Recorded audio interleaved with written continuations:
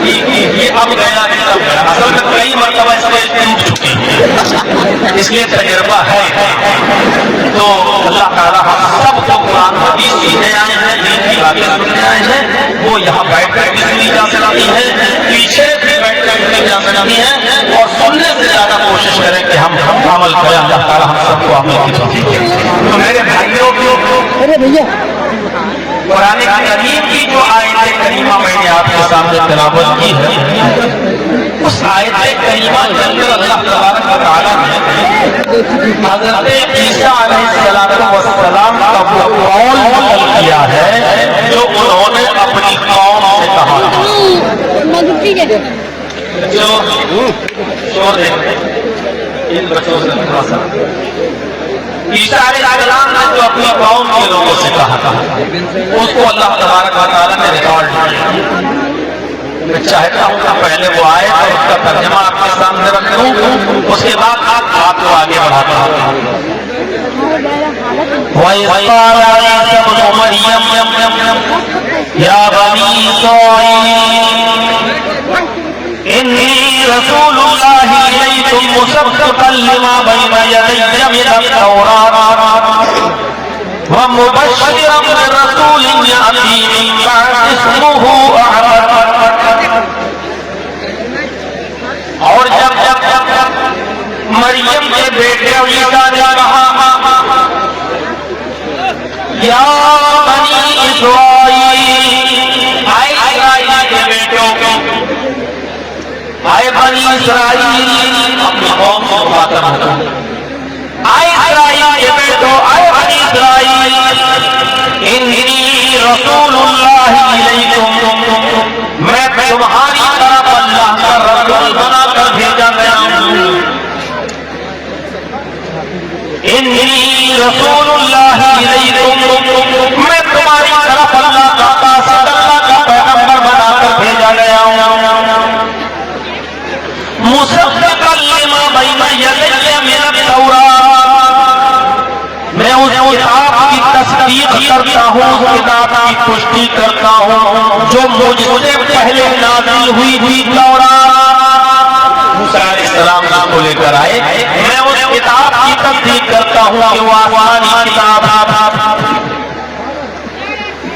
اور پھر جو کہا اس کو غور سے سنو، میں اس کتاب کی تصدیق کرتا ہوں جو مجھ سے پہلے نازل کی گئی ہے تورات، وَمُبَشِّرًا بِرَسُولٍ يَأْتِي مِن بَعْدِي اسْمُهُ أَحْمَدُ، اور میں تمہیں خوشخبری سناتا ہوں، بشارت دیتا ہوں، ایک گڈ نیوز دیتا ہوں، شکر سماچار دیتا ہوں تمہیں، ایک ایسے رسول کا، ایک ایسے پیغمبر کا جو میرے بعد آئے گا، اسمہ احمد، اس کا نام احمد ہوگا۔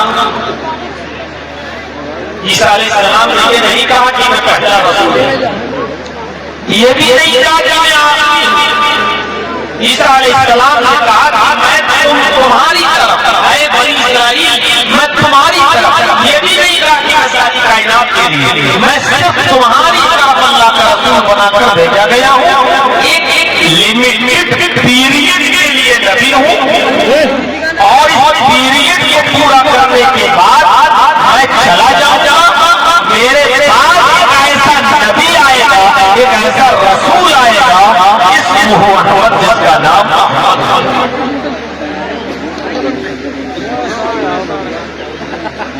یہی چیز بائبل میں بھی لکھی ہوئی، Jesus said in the Bible, I will pray the Father, He shall give them another comforter. Jesus نے کہا، عیسیٰ مسیح نے کہا، میں اپنے باپ سے دعا کروں گا، I will pray the Father، میں اپنے باپ سے دعا کروں گا، He shall give them another comforter، کہ وہ کوئی دوسرا پروفیسر دے، ایک دوسرا رہبر دے، ایک دوسرا مارگ درشک دے، ایک دوسرا رہنما دے، ایک دوسرا پیغمبر دے۔ I will not talk with you، اب میں تمہارے درمیان زیادہ باتیں نہیں کروں گا، میں کچھ اور نہیں کہنا چاہتا اس دنیا کا شہزادہ تشریف لانے والا ہے، اس دنیا کا شہزادہ آنے والا ہے، میرے اس دنیا کے جانے کے بعد آئے گا، جب تک میں نہیں جاؤں گا وہ نہیں آئے گا، اس کے آنے کے لیے میرا جانا ضروری ہے۔ اس احمد، اس کا نام احمد ہوگا، یہ بائبل میں آج لکھا ہوا ہے۔ جو عیسیٰ نے کہا، قرآن نے جو ریکارڈ کیا وہ بائبل کے وہ نمبر 5 ہے۔ عیسیٰ علیہ السلام نے کہا وہ آج موجود ہے، پھر بھی احمد، اس کا نام احمد ہوگا۔ یہی چیز گوتم خود نے کہی، خود ہی کو آپ پڑھیے اور لمبنی میں چلے جائیں نیپال میں تو انگلش میں بدھزم ملے گی، اس کے پیج نمبر 487 کو جب آپ کھولیں گے تو اس میں گوتم بدھ یہ کہتے ہوئے نظر آئیں گے، I am not first Buddha and I am not last Buddha, but a Buddha will come after mine, his name will be a Buddha۔ لوگوں نہ میں پہلا بابا ہوں، نہ میں آخری ہوں، نہ میں پہلا رسول ہوں، نہ میں آخری رہبر ہوں، ایک خطہ بھی کم آفٹر مائن، ایک رہبر، ایک رہنما میرے بعد آئے گا، اس نیم will be مترے، اس کا نام مترے ہو۔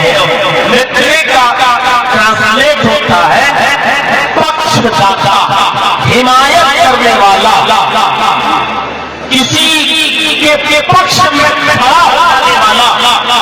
اس کے لیے عربی کا جو لفظ آتا ہے وہ ہے شفیع، شفاعت کرنے والا۔ قیامت کے دن گنہگار اپنے امتیوں کے پکش میں کھڑے ہو جائیں گے محمد رسول اللہ صلی اللہ علیہ وسلم، اور اللہ سے دعا کریں گے اور کہیں گے اللہ یہ میرے امتی ہیں، ان کو بخش دے۔ اللہ رب العالمین نبی اکرم کی شفاعت کو قبول کرے گا، اور ایسے لوگوں کو جو شرک پر نہیں مرے ہوں گے، جن کے اندر رائی کے دانے کے برابر ایمان ہوگا، لیکن جن کا خاتمہ توحید پر ہوگا، اللہ رب العالمین نبی اکرم کی شفاعت کو قبول کرتے ہوئے ان کی بخشش کر دے گا، ان کی مغفرت فرمائے گا۔ جن کا خاتمہ، جن کا انتقال شرک پر ہوا ہوگا، اللہ تعالیٰ نبی اکرم کی شفاعت بھی ان کے حق میں قبول نہیں کرے گا۔ خود نبی اکرم کے چچا ابو طالب کے حق میں نبی کی دعا بھی قبول نہیں ہوئی، اور اللہ کے رسول صلی اللہ علیہ وسلم نے دعا کرنا بھی چاہیے تو اللہ نے منع کر دیا کہ کسی پیغمبر کے لیے یہ جائز نہیں ہے کہ وہ کسی کافر کے لیے دعا کرے۔ اے محمد صلی اللہ علیہ وسلم، ہم آپ کی ہوئی دعا کو آپ کے چچا ابو طالب کے حق میں بھی قبول نہیں فرمائیں گے، کیونکہ اس کا انتقال کفر پر ہوا ہے۔ ہاں آپ کی حمایت کرتا تھا، آپ کی مدد کرتا تھا، اس کے عوض اتنا ہوتا ہے کہ ہم اس کے عذاب کو تخفیف کر دیں، اس کو ہلکا عذاب دے دیں، لیکن ہم جہنم سے اس کو جنت میں داخل کر دیں، یہ نہیں ہو سکتا ہے۔ تو اللہ کے رسول گناہ گاروں کی شفاعت کے لیے کھڑے ہو جائیں گے۔ یہ مترے کا صحیح لفظ ہے، شفیع المذنبین، گناہ گاروں کی شفاعت کرنے والے۔ تو مترے بھی محمد رسول اللہ صلی اللہ علیہ وسلم۔ دنیا میں جتنے بھی پیغمبر آئے، ہم کوئی مٹی کا ٹائی نہیں کرتے ہیں۔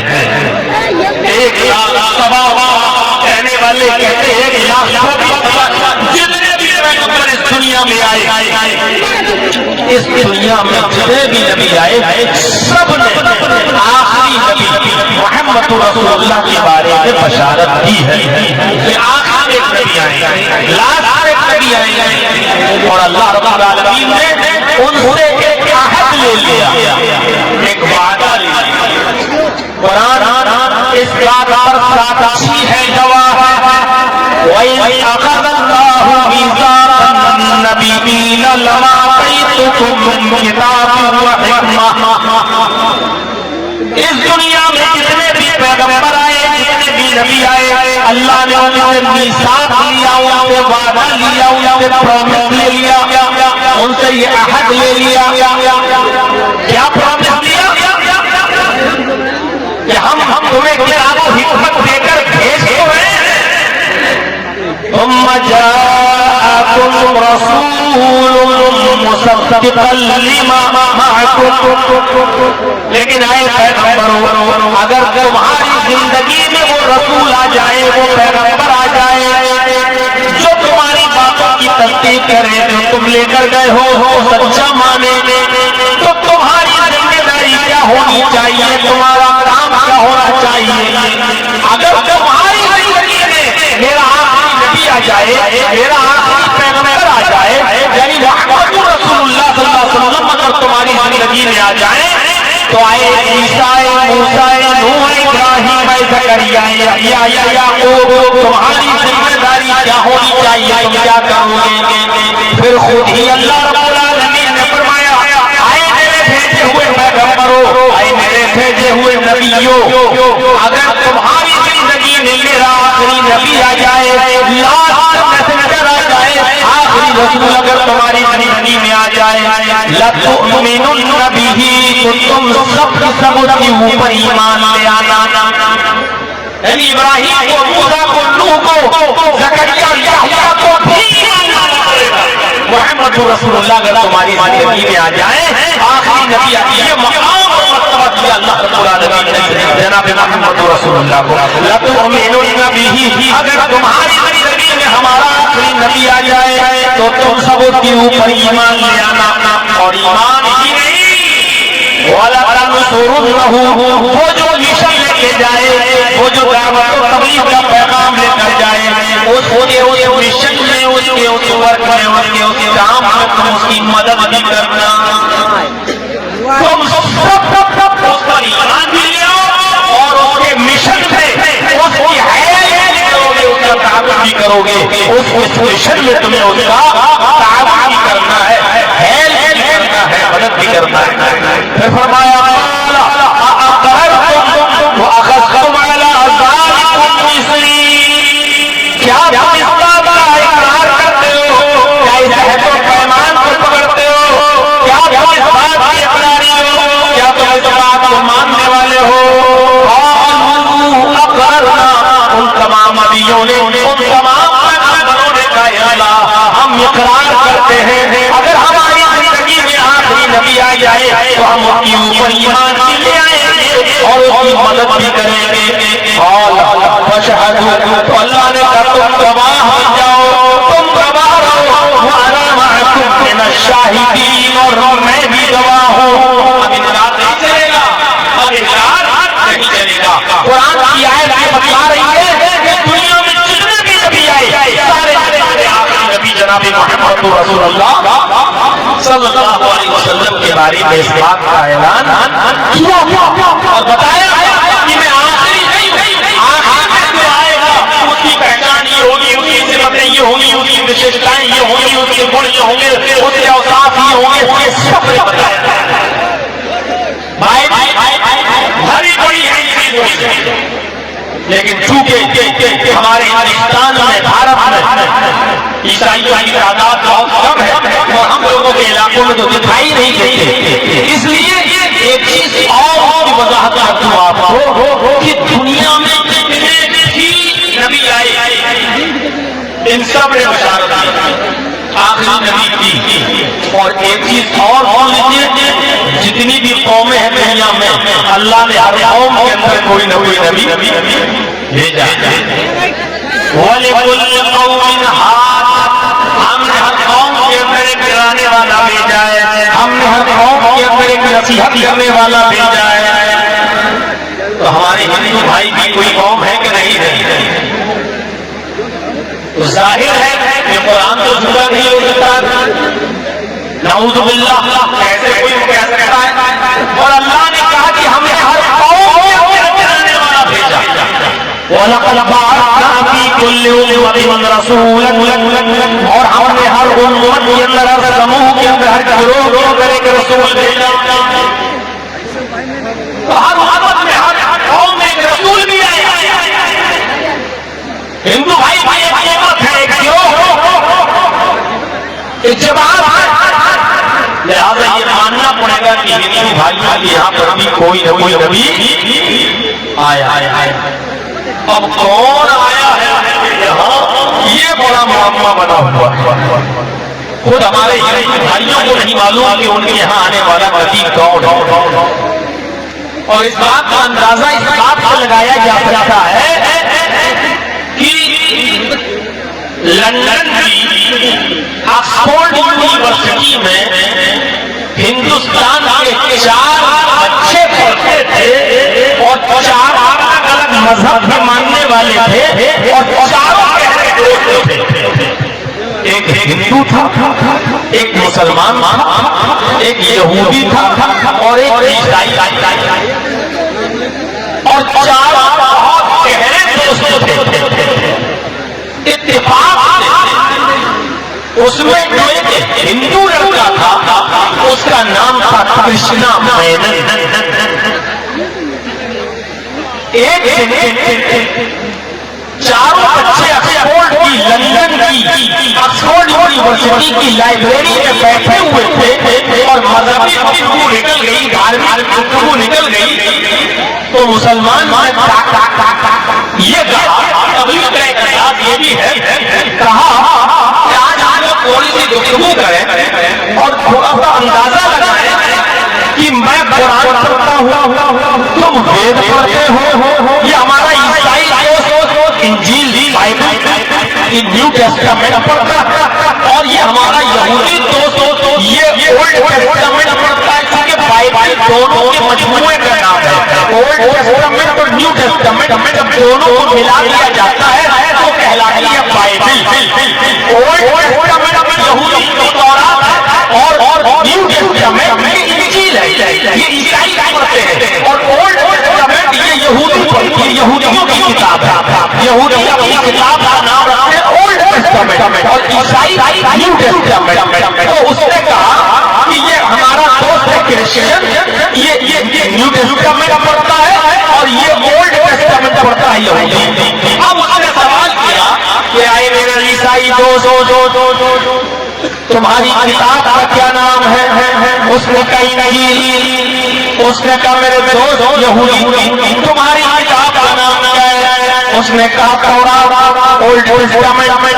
اس نے کہا میرے دوست ٹیسٹامنٹ تمہاری کتاب کا نام کیا ہے؟ اس نے کہا رگ وید, یجر, اثروید, ساموید, یہ چاروں وید مل کر یہ ہمارے ٹیکسٹ بک ہے, آسمانی کتابیں. رامائن اور گیتا یہ کسی کی زندگی کے اوپر لکھی ہوئی سیرت تو ہو سکتی ہے لیکن دھارمک ٹیکسٹ بک نہیں ہے. جیسے اللہ کی سیرت پر کوئی کتاب لکھتے سیرت النبی, تو ایسے ہی رام کی سیرت پر لکھ دیا رامائن. والمیکی جی نے لکھی تو وہ والمیکی رامائن ہو گئی اور تلسی داس جی نے لکھی وہ رام چرت مانس ہو گئی. لیکن یہ ٹیکسٹ بک نہیں, وہ ہے. تو پوچھا کہ میں تمہاری ٹیکسٹ بک کیا ہے؟ اس نے کہا وید. مسلمان نے کہا کہ ہم بھی ایک کتاب پڑھتے ہیں جس کا نام ہے قرآن. اس نے کہا تم کہتے ہو کہ انجیل آسمانی کتاب ہے, یہودی تم کہتے ہو تورات آسمانی کتاب ہے. میں مسلمان ہوں, میں بھی کہتا ہوں کہ قرآن آسمانی کتاب ہے. ہندو بھائی تم کہتے ہو, تم بھی کہتے ہو کہ الہامی کتاب ہے, آسمانی کتاب ہے. اب میرا سوال یہ ہے, عیسائی دوستوں تم انجیل پڑھتے ہو, یہ انجیل کس کے اوپر اتاری گئی ہے؟ اس انجیل کا لانے والا نبی کون ہے؟ کرسچن فوراً بولا اس انجیل کا لانے والا نبی جیسس عیسیٰ مسیح ہے. اس سے یہودی نے پوچھا تم جو کتاب پڑھتے ہو تورات اس کا لانے والا نبی کون ہے؟ اس یہودی نے فوراً جواب دیا اس کتاب کو لانے والا نبی جس پر اتاری گئی اس کا نام موسیٰ علیہ السلام. اس نے کہا آئے میرے ہندو بھائی میں بھی یہ کتاب پڑھتا ہوں قرآن, اور اس علم خداوندی کو نازل کرنے والا اللہ ہے. اور جس شخصیت پر یہ کتاب خداوندی اتری ہے اس شخصیت کا نام محمد رسول اللہ ہے. انجیل عیسیٰ پر اتری, تورات موسیٰ پر اتری, قرآن کا نام محمد رسول اللہ پہ اترا. آئے کرشنا مینن, آئے میرے دوست یہ بتاؤ کہ وید کا لانے والا نبی کون ہے؟ وید کا لانے والا اوتار کون ہے؟ وید کے اوپر اترا ہے. کرشنا مینن کی حیرت کی انتہا میں رہی, وہ وید پڑھتا تو تھا لیکن آج تک اس کو ہندو پنڈتوں نے یہ نہیں بتایا کہ वेद के ऊपर नाजिल हुआ, यह वेद लाने वाला नबी कौन है। और आज इस सारे 11 बजे की रात तक 7 दिसंबर के 11 बजे 27 तक आज तक भारत का कोई पंडित ये साबित नहीं कर पाया कि वेद आसमानी किताब है, लेकिन लाने वाला नबी कौन है। ये उनका जिसके ऊपर है जो इस किताब के लाने वाले नबी को भूल चुकी हो, जब किताब के लाने वाले नबी को भुला दिया हो, उस कौम ने अपने मजहब को कितना भुला दिया होगा, उस कौम ने अपने धर्म के साथ कितना खिलवाड़ किया होगा। जो कौम ने किताब के लाने वाले नबी की सुरक्षा नहीं कर सकी तो उसकी लाई हुई तालीमात और शिक्षाओं की सुरक्षा क्या कर सकेगी। लखनऊ के करीब रहता हूं, कल फिर कोई केस ना हो जाए।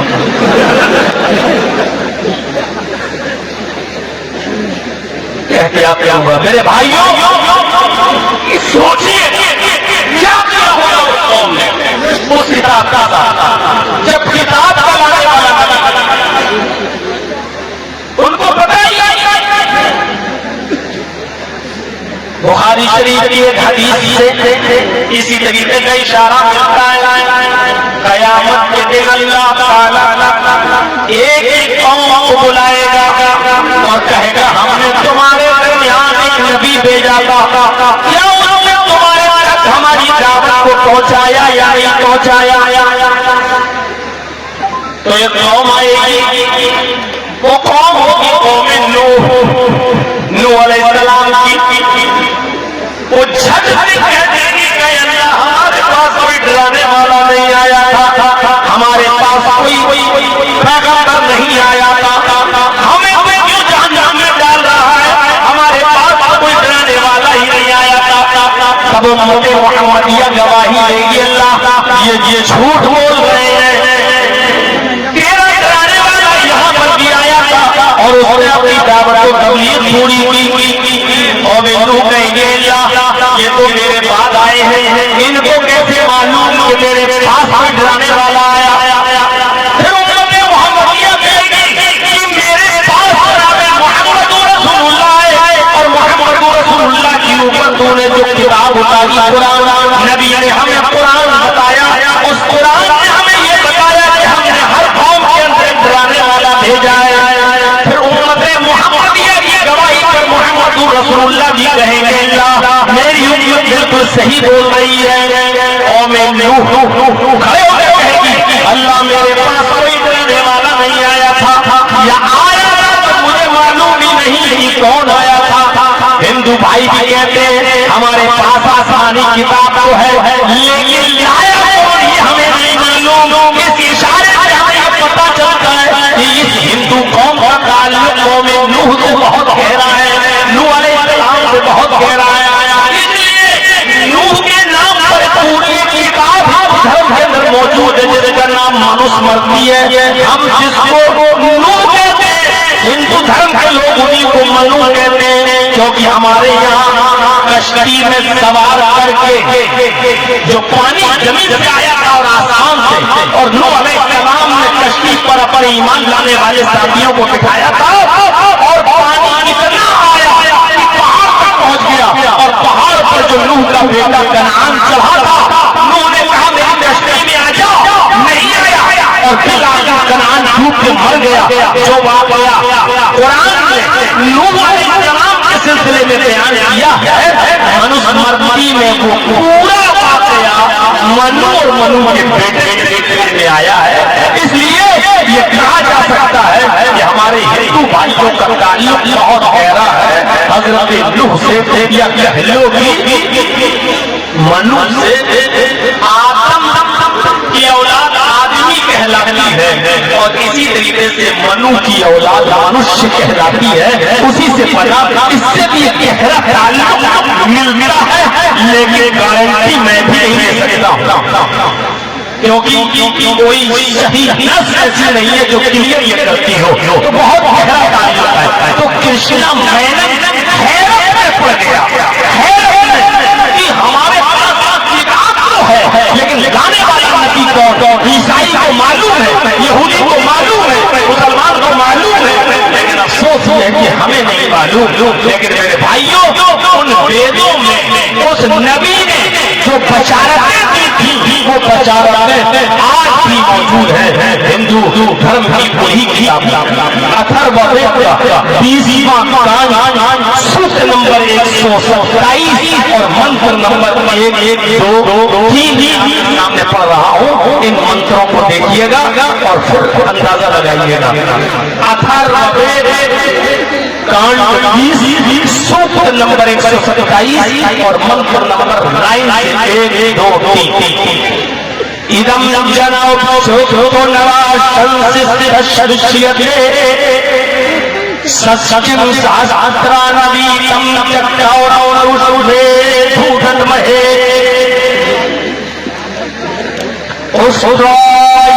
سے پرواہیو مدھو مندو یو دشا ایشا ایما مہیش بندشکا دشرش بھارتا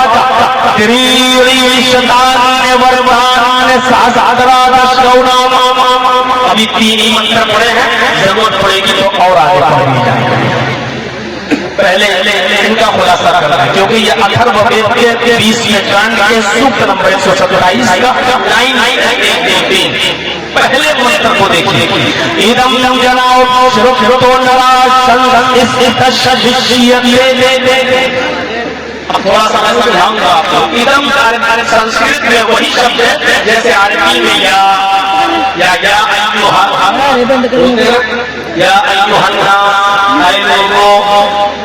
ایسے ہی جب سنسکرت میں کہنا ہوتا ہے لوگوں تو کہا جائے گا ادم جن جنا منی بنتا ادم یا الناس کو اگر سنسکرت میں کہنا ہو تو ادم جن آئے لوگوں اپ مانی نیچے اور شد مانی کانوں کے نیچے سنو. اپ پردھانے منتری اپ پردھانے منتری اپ مانی نیچے ادھیکش اپ ادھیکش آپ پڑھیں گے تو ادھیکش یہ ادھیکش ہے یہ اس کے نیچے اپ مانی نیچے اور شد مانی کانوں کے نیچے. اب ترجمہ ہوگا آئے لوگوں کانوں کے نیچے سنو.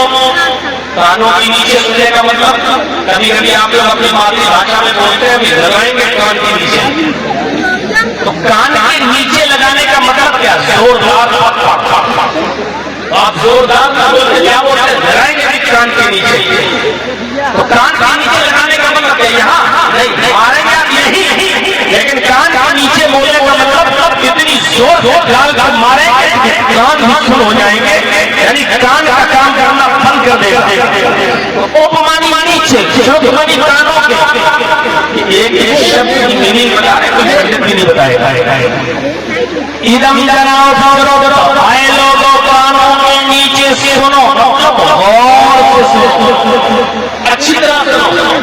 اور جب یہ کہا جائے غور سے سنو تو اس کا مطلب یہ ہے کہ وہ کوئی بہت ہی مہتوپورن بات ہے, کوئی بہت ایمرجنسی بات ہے, کوئی بہت ہی اہمیت کی کیونکہ ہر بات نہیں کہا جائے گا غور سے سنو, لیکن یہاں کہا جا رہا ہے آئے لوگوں غور سے سنو. نر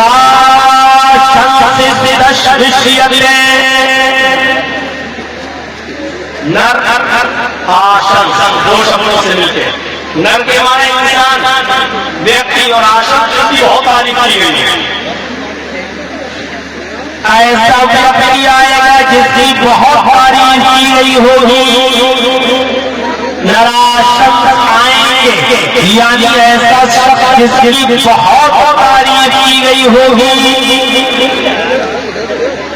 اور تعریف کتنی اس پورے وشو میں اس سے زیادہ کسی دوسرے کی تعریف نہیں ہوئی ہوگی. یعنی دنیا میں وشو میں اس سے زیادہ کسی کا نام لینے والا کوئی نہیں ہوگا. آدمی کا انسان اتنی تعریف ہوئی ہوگی اس کی.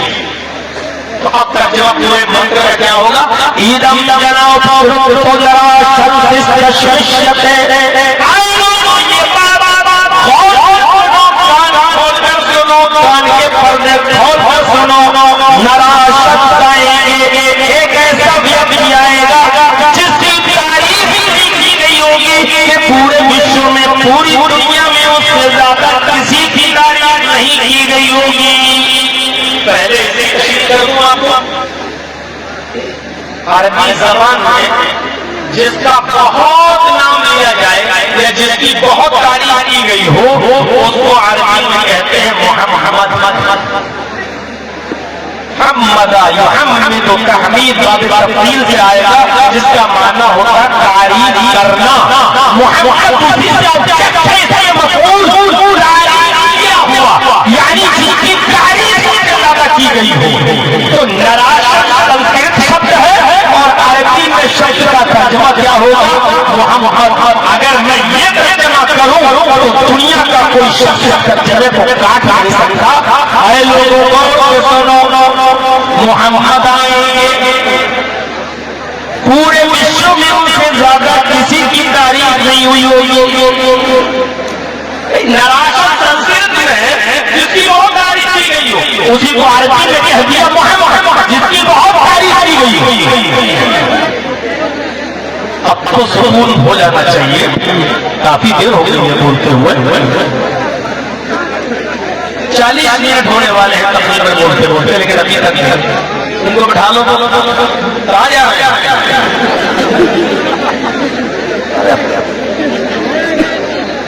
شوگر پیشنٹ ہے کیا؟ پہلے تو بیٹھ جائیں گے، پھر اس کے آگے اب دیکھو کہاں جائے گا؟ اس کی تو شادی بھی نہیں ہوئی ہے، کہاں جائے گا؟ تو ایدم جناؤ تو نراشت آئے لوگوں نراشت محمد آئیں گے، پورے وشو میں ان سے زیادہ کسی کا نام نہیں لیا گیا۔ حقیقت ایک نظر، صرف ایک نظر ڈال کے دیکھ لو بڑی چیزوں پر جتنا نام محمد رسول اللہ کا لیا جا رہا ہے اتنا انسانیت میں مخلوقات میں کسی کا نام اتنا زیادہ نہیں ہے۔ نظر ڈال کے دیکھ، ہمارے ہندو بھائی رام جی کا نام لیتے ہیں، لیکن کب چلتے چلتے گر گر کے ہائے رام، یا بہت بڑی خوشی ملی ہے ہائے رام۔ اس کے علاوہ کہیں ان کا نام لیا جاتا ہے اٹھتے بیٹھتے لیٹتے سوتے جاگتے کھاتے پیتے، کسی بھی معاملے میں دیکھ لو نام لیا جاتا ہے۔ عیسائیوں کو دیکھ لو کرسچن کو، وہ عیسیٰ کا نام تو لیتے ہی نہیں، لیکن ان کے یہاں ایک ہی نمبر ایک ہے، ان کے یہاں اللہ ہی عیسیٰ ہے، اللہ ہی مریم ہے، ان کے یہاں عیسیٰ ہی اللہ ہے، عیسیٰ ہی مریم ہے، ان کے یہاں مریم ہی اللہ ہے، مریم عیسیٰ ہے، وہ بھائی ایک تین ہو تین ایک۔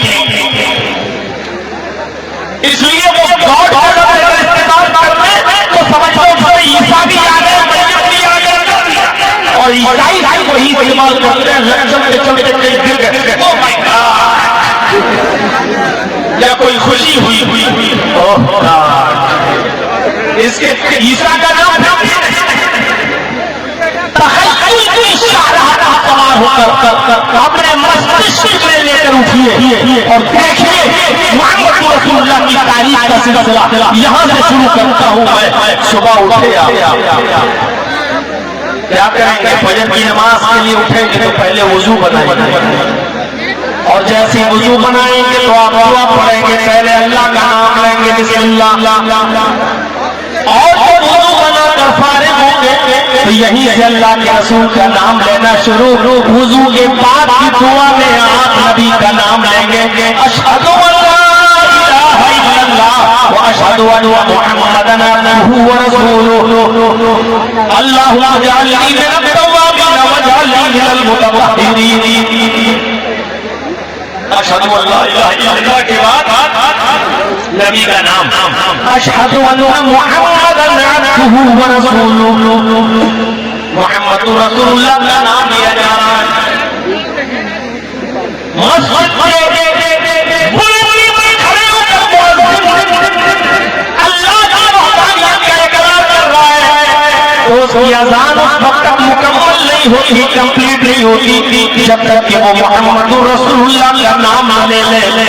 اگر وہ اللہ کی کبریائی بڑائی بیان کرتا ہے اللہ اکبر اللہ اکبر کہہ کر، اگر وہ توحید کو بلند کرتا ہے اشہد ان لا الہ الا اللہ کہہ کر، تو اس کو اس بات کا بھی اقرار کرنا پڑتا ہے واشہد ان محمد رسول اللہ، اس کو محمد رسول اللہ کا نام لینا پڑے گا۔ انسائکلوپیڈیا آف برٹانیکا کا کرسچن رائٹر اپنی کتاب انسائکلوپیڈیا میں لکھتا ہے کہ دنیا میں، وشو میں، ورلڈ میں سب سے زیادہ اگر کسی کا نام لیا جاتا ہے تو وہ محمد رسول اللہ کا، اس لیے کہ اذان پوری ورلڈ میں، پوری دنیا میں ایک سیکنڈ کے لیے بھی کبھی بند نہیں ہوتی، ہر سیکنڈ ہو رہی ہے۔ ابھی آپ کے علاقے میں یہاں ختم ہوئی، دوسرے محلے میں ابھی ہو رہی ہے، وہاں ختم ہوئی، تیسرے محلے میں ہو رہی ہے، تیسرے محلے میں ختم نہیں ہو پائی، چوتھے محلے میں، چوتھے محلے میں ختم نہیں ہو پائی کہ دوسرے گاؤں میں شروع۔ ہر سیکنڈ محمد رسول اللہ کا نام لیا جا رہا ہے، اور اس بات کا کرسچن رائٹر کر رہا ہے،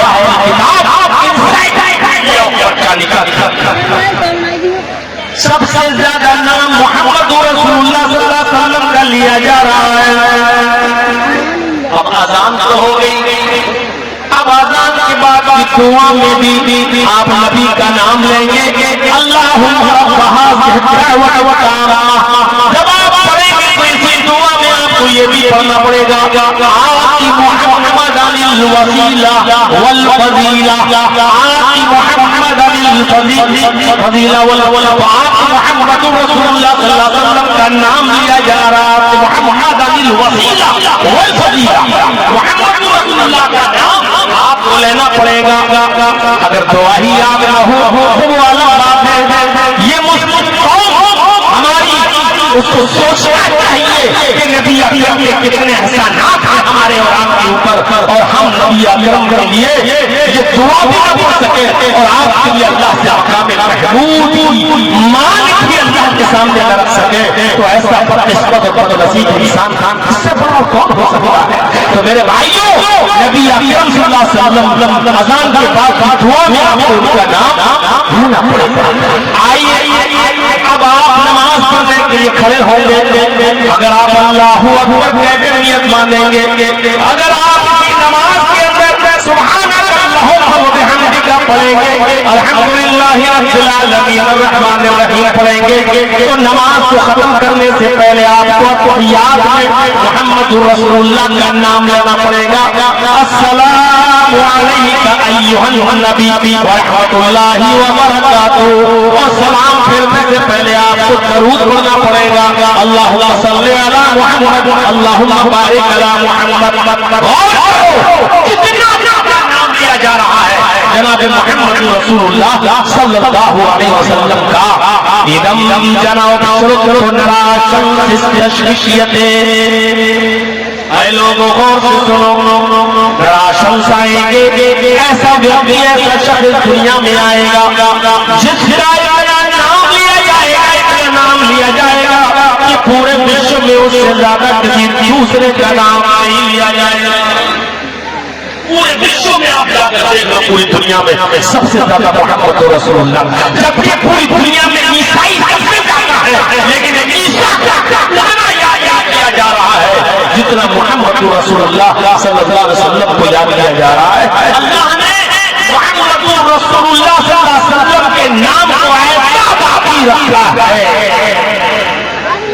جب اللہ کے رسول صلی اللہ علیہ وسلم کے آخری اور تیسرے بیٹے کا انتقال ہو گیا، قاسم کا، عبداللہ کا اور ماریہ کے بدن سے جو بچہ پیدا ہوا ہے ابراہیم، جب اس کا بھی انتقال ہو گیا تو کافروں نے کچوکے لگائے تھے اور چڑھاتے ہوئے کہا تھا لوگوں محمد کے سارے بیٹے مر چکے ہیں، محمد کے سارے بیٹے ختم ہو چکے ہیں،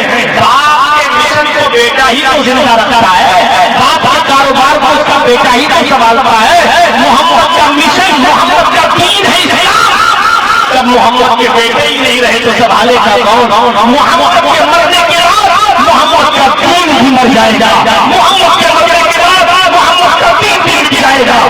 نعوذ باللہ، یہ میرے الفاظ نہیں ہے، نقل کفر نباشت، کافروں کے الفاظوں کو نقل کر دینا کفر نہیں کہلاتا ہے۔ میں نے کافروں کے الفاظ نقل کیے ہیں، ابو لہب اور ابو جہل کے لوگوں نے یہ نعرے لگائے کہ محمد کے بیٹے مر گئے، محمد کے مرنے کے بعد محمد کا دین بھی مر جائے گا اور محمد کا نام و نشان بھی ختم ہو جائے گا۔ محمد ابتر ہو گیا، محمد کے نام و نشان ہو گیا، محمد کو بریدہ ہو گیا، مقبول نسل ہو گیا، محمد کی نسل نہیں چلے گی، اس لیے کہ ہر بیٹے اسے ختم ہو گئے، مر گئے۔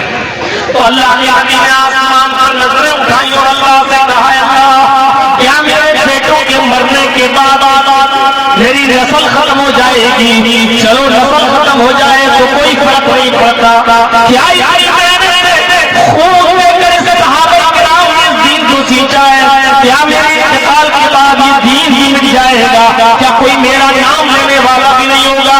اس وقت اللہ تبارک و تعالیٰ نے جبرائیل کو بھیجا، یہ سورت نازل فرمائی، اِنَّا أَعْطَيْنَاكَ الْكَوْثَرَ فَصَلِّ لِرَبِّكَ وَانْحَرْ إِنَّ شَانِئَكَ هُوَ الْأَبْتَرُ۔ اے میرے حبیب، اے میرے نبی، ہم نے آپ کو خیر کثیر سے نوازا، بہت ہی بھلائیوں سے نوازا، فَصَلِّ لِرَبِّكَ وَانْحَرْ، شکرانے کے طور پر آپ نماز پڑھتے رہیے اور قربانی دیتے رہیے، إِنَّ شَانِئَكَ هُوَ الْأَبْتَرُ، آپ مٹیں گے نہ آپ کا دین مٹے گا، آپ کا دشمن ہی بے اولاد ہوگا، مقبول نسل ہوگا، وہی برباد ہو جائے گا۔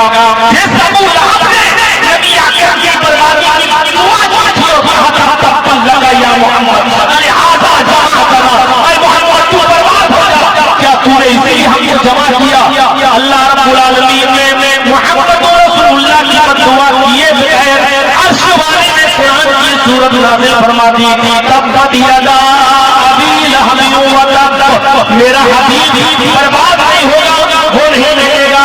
اے ابو لہب تیرے دونوں ہاتھ مٹ ٹوٹ جائیں، ہلاک ہو جاؤ، تو بھی مٹ جائے، تو بھی ہلاک و برباد ہو جائے۔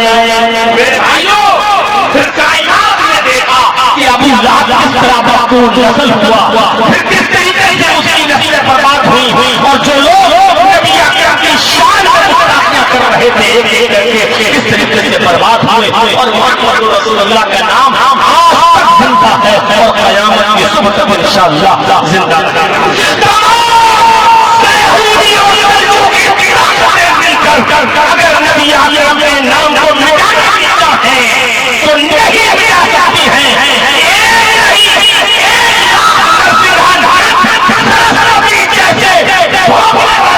ہو جائیں، جتنا تھوکیں گے یہ تھوک انہی کے چہروں پر پڑتا رہے گا، لیکن محمد رسول اللہ صلی اللہ علیہ وسلم کی شان میں چیونٹی کے سر کے برابر بھی فرق پڑے گا، کیونکہ اللہ نے دی ہے۔ آج نبی کی شان میں گستاخی کرنے والا جیل کے سلاخوں کے پیچھے ہے، مجبور ہے ہم ہندوستان کا قانون کو ماننا پڑتا ہے، ورنہ گستاخ رسول کی سزا اسلام میں کیا ہے ہم یہاں نہیں چاہتے کہ اس کو بیان کیا جائے، کیونکہ ہمیں ہندوستان کے قانون کو بھی فالو کرنا ہے اور اس کو ماننا بھی ہے۔ تو میرے بھائیوں، ایک اور بات تھا، اس کا تو نام بھی نہیں لیا میں، نام لے کے کسی کی شان بڑھانا بھی نہیں چاہیے۔ قرآن کی آیتوں کو بدلنے کے لیے اٹھا تھا، سپریم کورٹ نے اس نے وہ بھی دیا تھا حلف نامہ، قرآن کی آیتوں کو ہم بدلنا چاہتے ہیں۔ اللہ نے کہا قرآن کو بدلتا ہے، تیری ضرورت ہمیں بھی نہیں، اللہ نے اسی کو بدل دیا، دین بھی چھینا، دنیا بھی چھینی، اس کے لیے سنا ہے کہ لوگوں نے کہہ دیا کہ مرنے کے بعد ہم اپنے علاقے کی قبرستان میں 2 گز زمین بھی نہیں دیں گے، چلا عرش والے کے قرآن کو بدل لے، اللہ نے اس کے نام کو بدل دیا، اللہ نے اس کے قوم کو بدل دیا۔ آج جو قوم میں شامل ہے وہاں سے بھی نکل کر دور दूसरी बिरादरी में जाने की भीख मांगता फिर रहा है, दर दर की ठोकरें खाता फिर रहा है। इसी को कहते हैं धोबी का गधा, न घर का रहा न गाड़ा। मेरे भाइयों, कोई फर्क नहीं पड़ता इस्लाम के ऊपर। ऐसे लोग आएंगे, चीखेंगे, चिल्लाएंगे और भौंक कर चले जाएंगे। इस्लाम की शान में कोई फर्क नहीं पड़ता, मोहम्मद रसूलुल्लाह की शान में कोई फर्क नहीं पड़ता। जिसकी गवाहियां सारे नहीं हो आए मेरे नबी, हमने आपके जिक्र को बुलंद कर दिया। जिसने मौलवी जर्जीस को मौलवी आपने बनाया, मदरसे में हमारे उलमा ने बनाया, सर्टिफिकेट हमारे उस्ताद ने दिया। आप बुजुर्ग हैं, हमने मान लिया, लेकिन मोहम्मद रसूलुल्लाह को बुजुर्ग अल्लाह ने बनाया। हम और आप जिसको बड़ा किसी को बना दे वो गलती कर सकता है, लेकिन अल्लाह अगर किसी को बड़ा बनाए उससे गलती मुमकिन नहीं है। जर्जीस को मौलाना जर्जीस की असातिज़ा ने बना दिया, पढ़ा लिखा कर डिग्री दे दी। अल्लाह ने मौलाना नहीं बनाकर भेजा, उस्तादों ने बनाया। उस्ताद पढ़ाने में भी गलत हो सकते हैं, हम पढ़ने में भी गलत हो सकते हैं, हम गलती कर सकते हैं, हमारे असातिज़ा भी पढ़ाने में गलती कर सकते हैं, लेकिन जिसको अल्लाह ने बुजुर्ग बनाया। और मोहम्मद रसूलुल्लाह को किसने कहा? मोहम्मद रसूलुल्लाह वल्लज़ीना मअहू अशिद्दाउ अलल कुफ़्फ़ार रहमाउ बैनहुम। मोहम्मद रसूलुल्लाह, बस इतना बना उठा। इसमें क्या क्या बातें कहती है मालूम है? पहला नाम मोहम्मद, दूसरी पोस्ट ओहदा रसूल, और तीसरी चीज ये ओहदा, ये पोस्ट किसने दिया? मोहम्मद अल्लाह के रसूल, नाम मोहम्मद, ओहदा रसूल का, और ये रसूल हमने और आपने नहीं बनाया। ये ओहदा किसने दिया? अल्लाह ने। अल्लाह के रसूल है। जर्जीस साहब आपकी आलिम है, मैं आपका मौलाना हूं, लेकिन मोहम्मद अल्लाह के रसूल है, अल्लाह ने रसूल बनाकर भेजा। जर्जीस को जिसने पढ़ाया, क्या पढ़ाया आपको याद नहीं होगा? जर्जीस ने 20 साल पहले मैंने उस्ताद से क्या पढ़ा, आज जर्जीस को याद नहीं होगा। पता चला इंसान को पढ़ाता है तो इंसान पढ़ाने वाला भी भूल सकता है, और जिसको पढ़ाया गया वो भी भूलता है। लेकिन अल्लाह अगर किसी को पढ़ा दे तो अल्लाह को भूलने का सवाल ही नहीं, और अल्लाह जिसको पढ़ा दे वो भी कभी भूल नहीं सकता। और अल्लाह के रसूल को किसने पढ़ाया? अल्लाह ने। सनुक़रिउका फला तंसा, पढ़िए सूरह आला, ये पढ़िए, और इसमें है सनुक़रिउका फला तंसा। ऐ मेरे हबीब, हम आपको ऐसा पढ़ाएंगे कि आप भूलेंगे नहीं। अल्लाह ने पढ़ाया, नबी को पढ़ाया, अल्लाह को भूल ही नहीं सकता।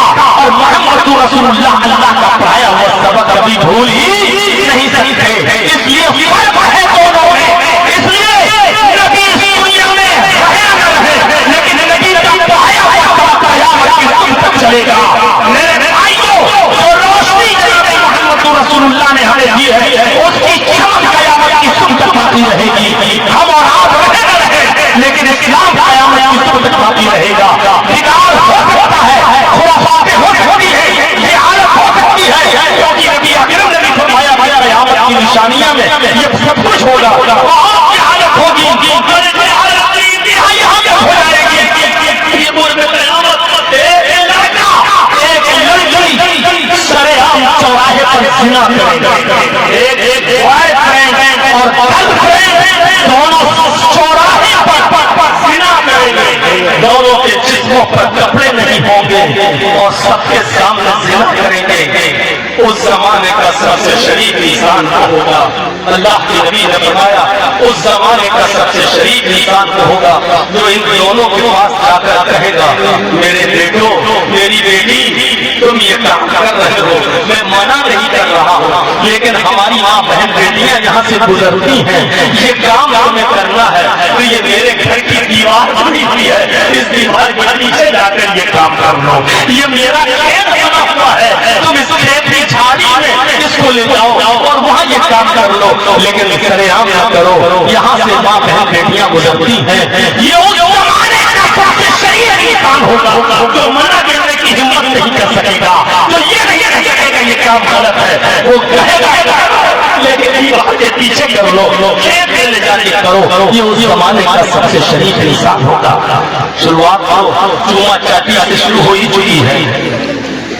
ہنس رہے ہیں, یہ رونے کا مقام ہے کیونکہ جن کو چوما جا رہا ہے وہ ہماری بہنیں ہیں, ہماری بیٹیاں ہیں, ہماری بچیاں ہیں.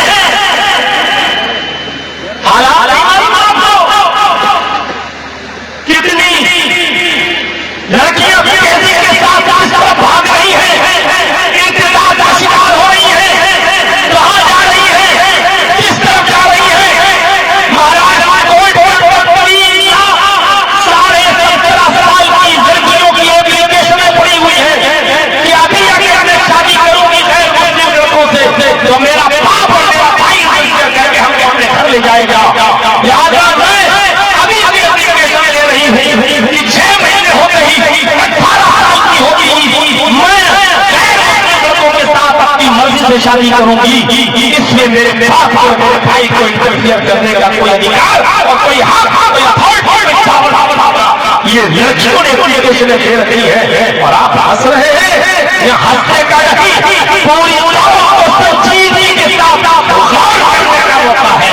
سمجھو سے کیا نہیں ہوگی, اب گھر گھر جانے کی ضرورت ہے. جن کی ماں بہن بیٹی اپنے بڑا گھوم رہی ہیں ان کے گھروں میں جا کر سمجھانے کی ضرورت ہے. جو ہماری بچیاں آج اور فاصلہ بنا کر نکلی ہیں ان کو تیار کر کے گاؤں گاؤں بھیجو, گھر گھر بھیجو.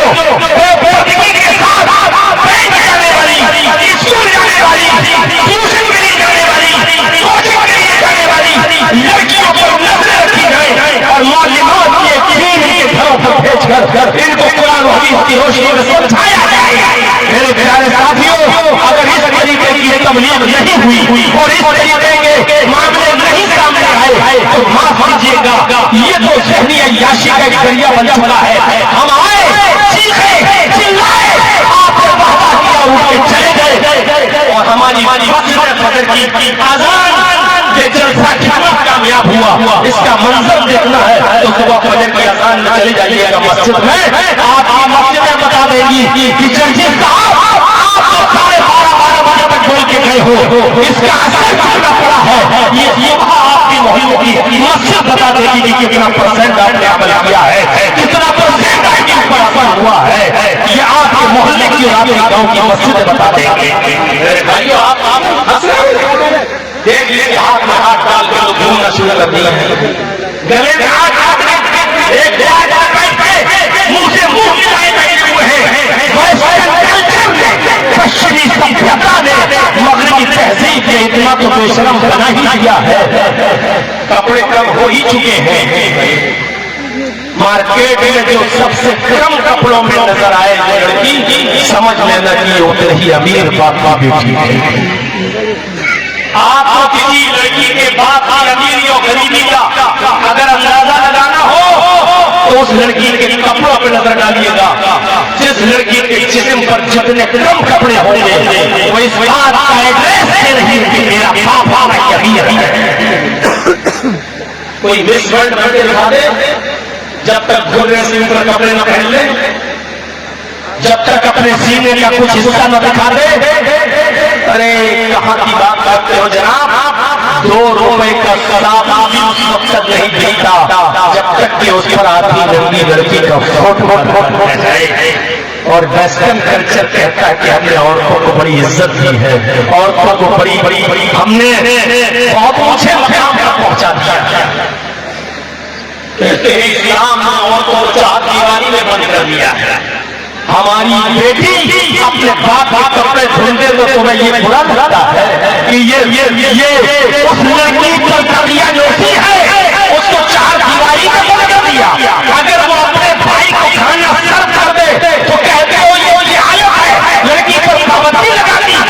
اگر وہ اپنے بھائی کے لیے کھانا بنا دے, اپنے بھائی کے کپڑے دھل دے, اپنے ماں باپ کے پیر دھونے اس کو پانی پلا دے تو کہتے ہو یہ تربیت ہوتی ہے. یہ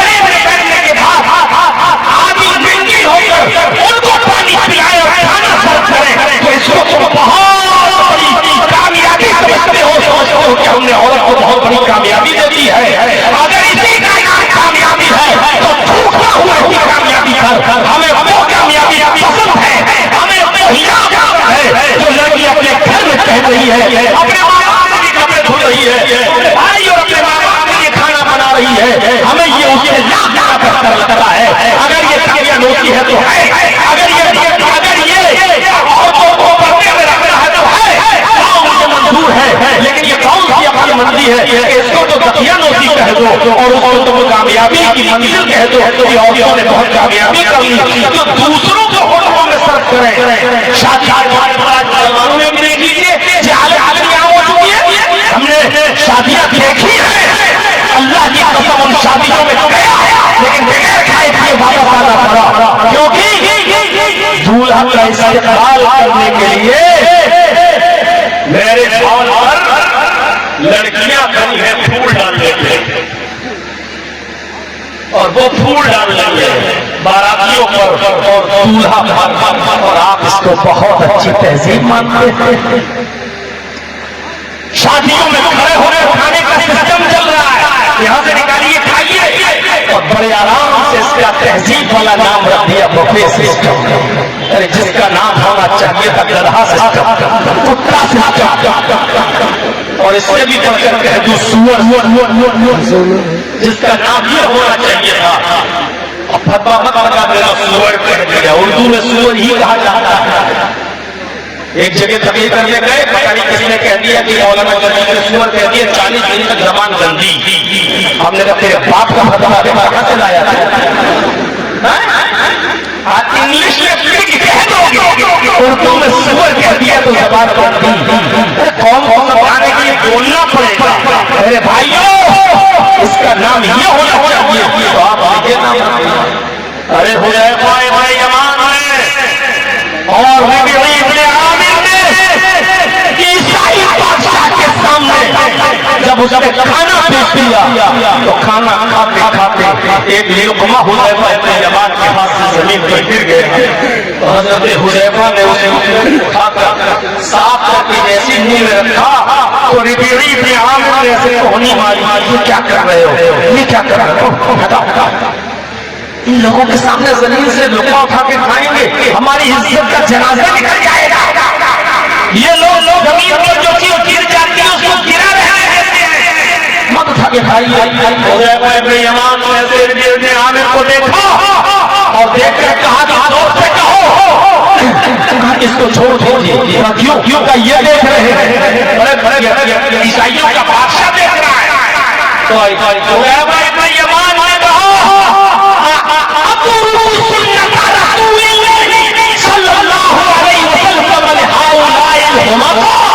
کیا میں ان پاگلوں کے لیے, کیا میں ان بے وقوفوں کے لیے, کیا میں ان احمق لوگوں کے لیے اور پاگلوں کے لیے محمد رسول اللہ کی سنت کو چھوڑ دوں؟ ہم نے اپنے رسول کو دیکھا ہے زمین پر گرا ہوا لقمہ اٹھا لیا کرتے تھے, اگر اسے کچھ لگا ہے تو اس کو صاف کر لیا کرتے تھے, کھا لیا کرتے تھے. میں نے اپنے نبی کو دیکھا ہے, تو کیا میں بے وقوف اور پاگل لوگوں کے لیے میں سنت رسول چھوڑ دوں؟ یہ تھا حذیفہ ابن یمان کی رسول اللہ سے محبت, وہ چاہتا تو ہم کو آدمیوں کی بارات آ جانے والے کہاں سے گئے, وہ چہرہ مارنے والے, آنکھوں میں سرمائی لگا کر ہلدی رسیوں سے اور سالیوں سے ملوانے والے, وہ بٹنے بجانے والے, سنت رسول کو اپنے پاؤں سے روکنے والوں. تم راج کرتے ہو کہ فلانے میرے نبی کی توحید ہے, فلانے میرے نبی کا نام نکالا ہے. ارے نبی کی سنتوں پر جتنا تم نے بلڈوزر چلایا ہے کائنات کی کسی دور میں یہ نہیں دیکھا گیا. اگر یہ ہم نے دیکھ لیا ہوتا تو آج ہماری یہ حالت بھی نہیں ہوتی. کائنات کی کسی دور میں مسلمان اتنا ذلیل نہیں تھا, اتنا رسوا نہیں تھا, اتنا مقہور نہیں تھا, اتنا مرزوق نہیں تھا جتنا آج کے دور میں ہے. مجھے بتا کہاں چین و سکون ہے مسلمانوں کا؟ سیریا کا حال دیکھ لو, لبنان کا حال دیکھ لو, فلسطین کا حال دیکھ لو, ایران کا حال دیکھ لو, پاکستان کا حال دیکھ لو, اپنے ملک کا حال دیکھ لو. مجھے یہ بتاؤ دنیا کے کس کونے میں مسلمان چین و سکون کے ساتھ ہے؟ کائنات کے کسی دور میں اتنا ذلیل, اتنا رسوا, اتنا مقہور مخلوق کبھی مسلمان نہیں ہوا جتنا اس دور میں ہو رہا ہے.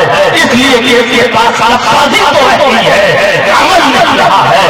میرے بھائیوں, عمل سے زندگی بنتی ہے, جنت بھی جہنم بھی, عمل سے زندگی بنتی ہے. دیکھو ماشاء اللہ سب کے سر پر ٹوپی لگ رہا ہے, یہاں سے جائیں گے سیدھے جنت میں داخل آ جائیں گے. صاف اور فجر کی نماز میں دیکھیے گا بالکل ایسے چمچوں کی چمچے میں شیروانی پہن کے آئے ہیں، لیکن اٹھا کے دیکھو تو اندر انڈر ویئر بھی نہیں ہے، انڈر ویئر بھی نہیں ہے، اٹھا کے دیکھو تو بالکل ننگے، یعنی ظاہر میں تو اچھے لیکن ذرا کٹورو تو عمل کے نام میں بالکل پورے چلیے شراب انسانیت عمل حضرت امام کی اس بات کو ایک سوچ نہیں آتی ہے، ایک لقمہ اٹھا کر بادشاہ کے سامنے زمین پر گر گیا تو اٹھا کے کھا لیا۔ ارے آپ اپنے بچوں کے ہاتھ میں گرا ہوا دشمن کی بات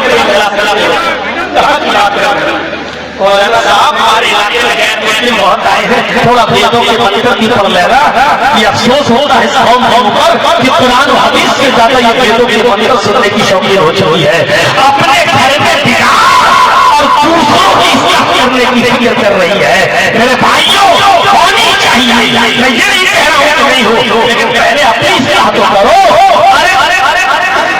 یہ جلسے ہی دیکھا جائے، کیونکہ ہمیں ٹوپی والوں سے کہنا پڑ رہا ہے نماز پڑھو، ہمیں ٹوپی والوں سے کہنا پڑ رہا ہے مسلمانوں سے۔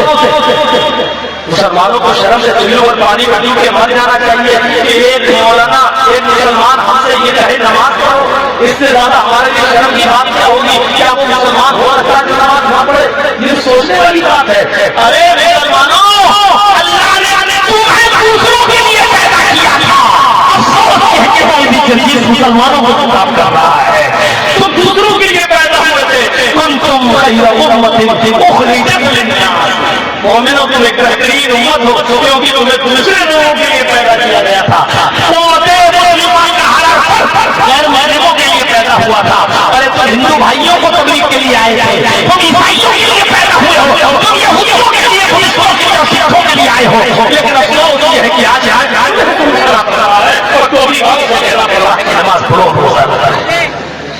کتنے افسوس ہمارے چلنے یہاں پہ مسلموں کو ہونا چاہیے تھا، اور امت اسلامیہ کا تبلیغ کرتا ان کو اور بتاتا کہ لا الہ الا اللہ تو ہمارے یہاں ہے تو تمہارے یہاں پر بھی ہے۔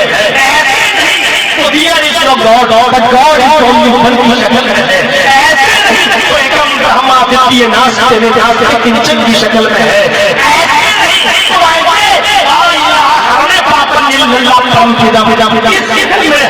آپ کو بتانا چاہیے تھا کہ لا الہ الا اللہ کا معنی یہ ہے، لا الہ الا اللہ کا مفہوم یہ ہے، لا الہ الا اللہ کا مطلب یہ ہے، لا الہ الا اللہ پڑھنے والا کبھی بھی میدان میں جھک ہی نہیں سکتا۔ اگر وہ لا الہ الا اللہ پڑھ رہا ہے اور غیر کے سامنے بھی سجدہ کر رہا ہے تو اس کی لا الہ الا اللہ میں کھوٹ ہے۔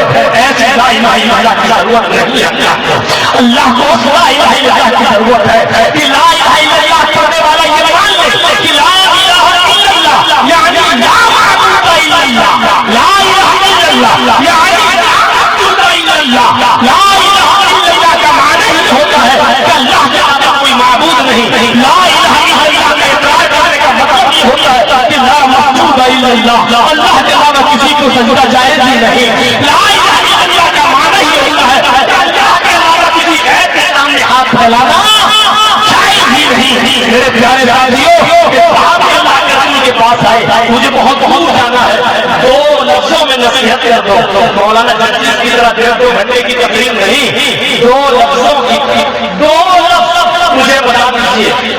زیادہ دیر رکوں تو جنگل سے گزرنا پڑے گا، رات ہو جائے گی، خطرناک جانور، اور اللہ کے رسول شام سے پہلے پہلے گھر پہنچنا چاہتا ہوں، اس لیے دو لفظوں میں نصیحت کر دو۔ آپ نے فرمایا جاؤ، آپ نے بیوی کی ضرورت کو سامنے رکھا، آپ نے اس کو بہت دیر نہیں روکا، جا رہے ہو جاؤ، دروازے تک چھوڑا، ہاتھ ملایا اور کہا کہ اپنے گھر جاؤ، اللہ تمہیں خیریت سے پہنچائے۔ کہا نصیحت فرمایا اذا سألت فاسأل اللہ واذا استعنت فاستعن باللہ، اگر سوال کرنے کی ضرورت پڑ جائے تو اللہ سے سوال کرنا، اور مدد طلب کرنے کی ضرورت پڑ جائے تو ایک اللہ سے مدد طلب کرنا، اگر جوتے کا کسرہ بھی ٹوٹ جائے چلا گیا۔ میرے بھائیوں، یہ دوسروں کی ضرورت پوری وقت بھی آیا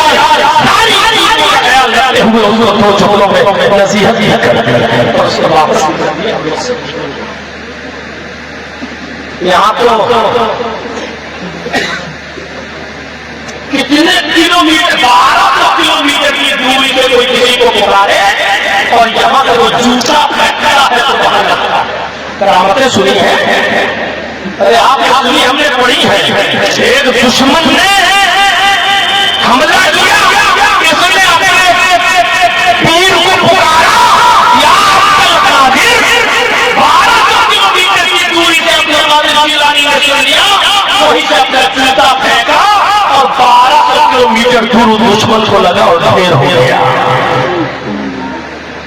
ایسی ایسی من گھڑت کہانیاں پیش کرتے ہو کہ اللہ کے رسول کو جنگ بدر پر لڑنے کی ضرورت کیا تھی.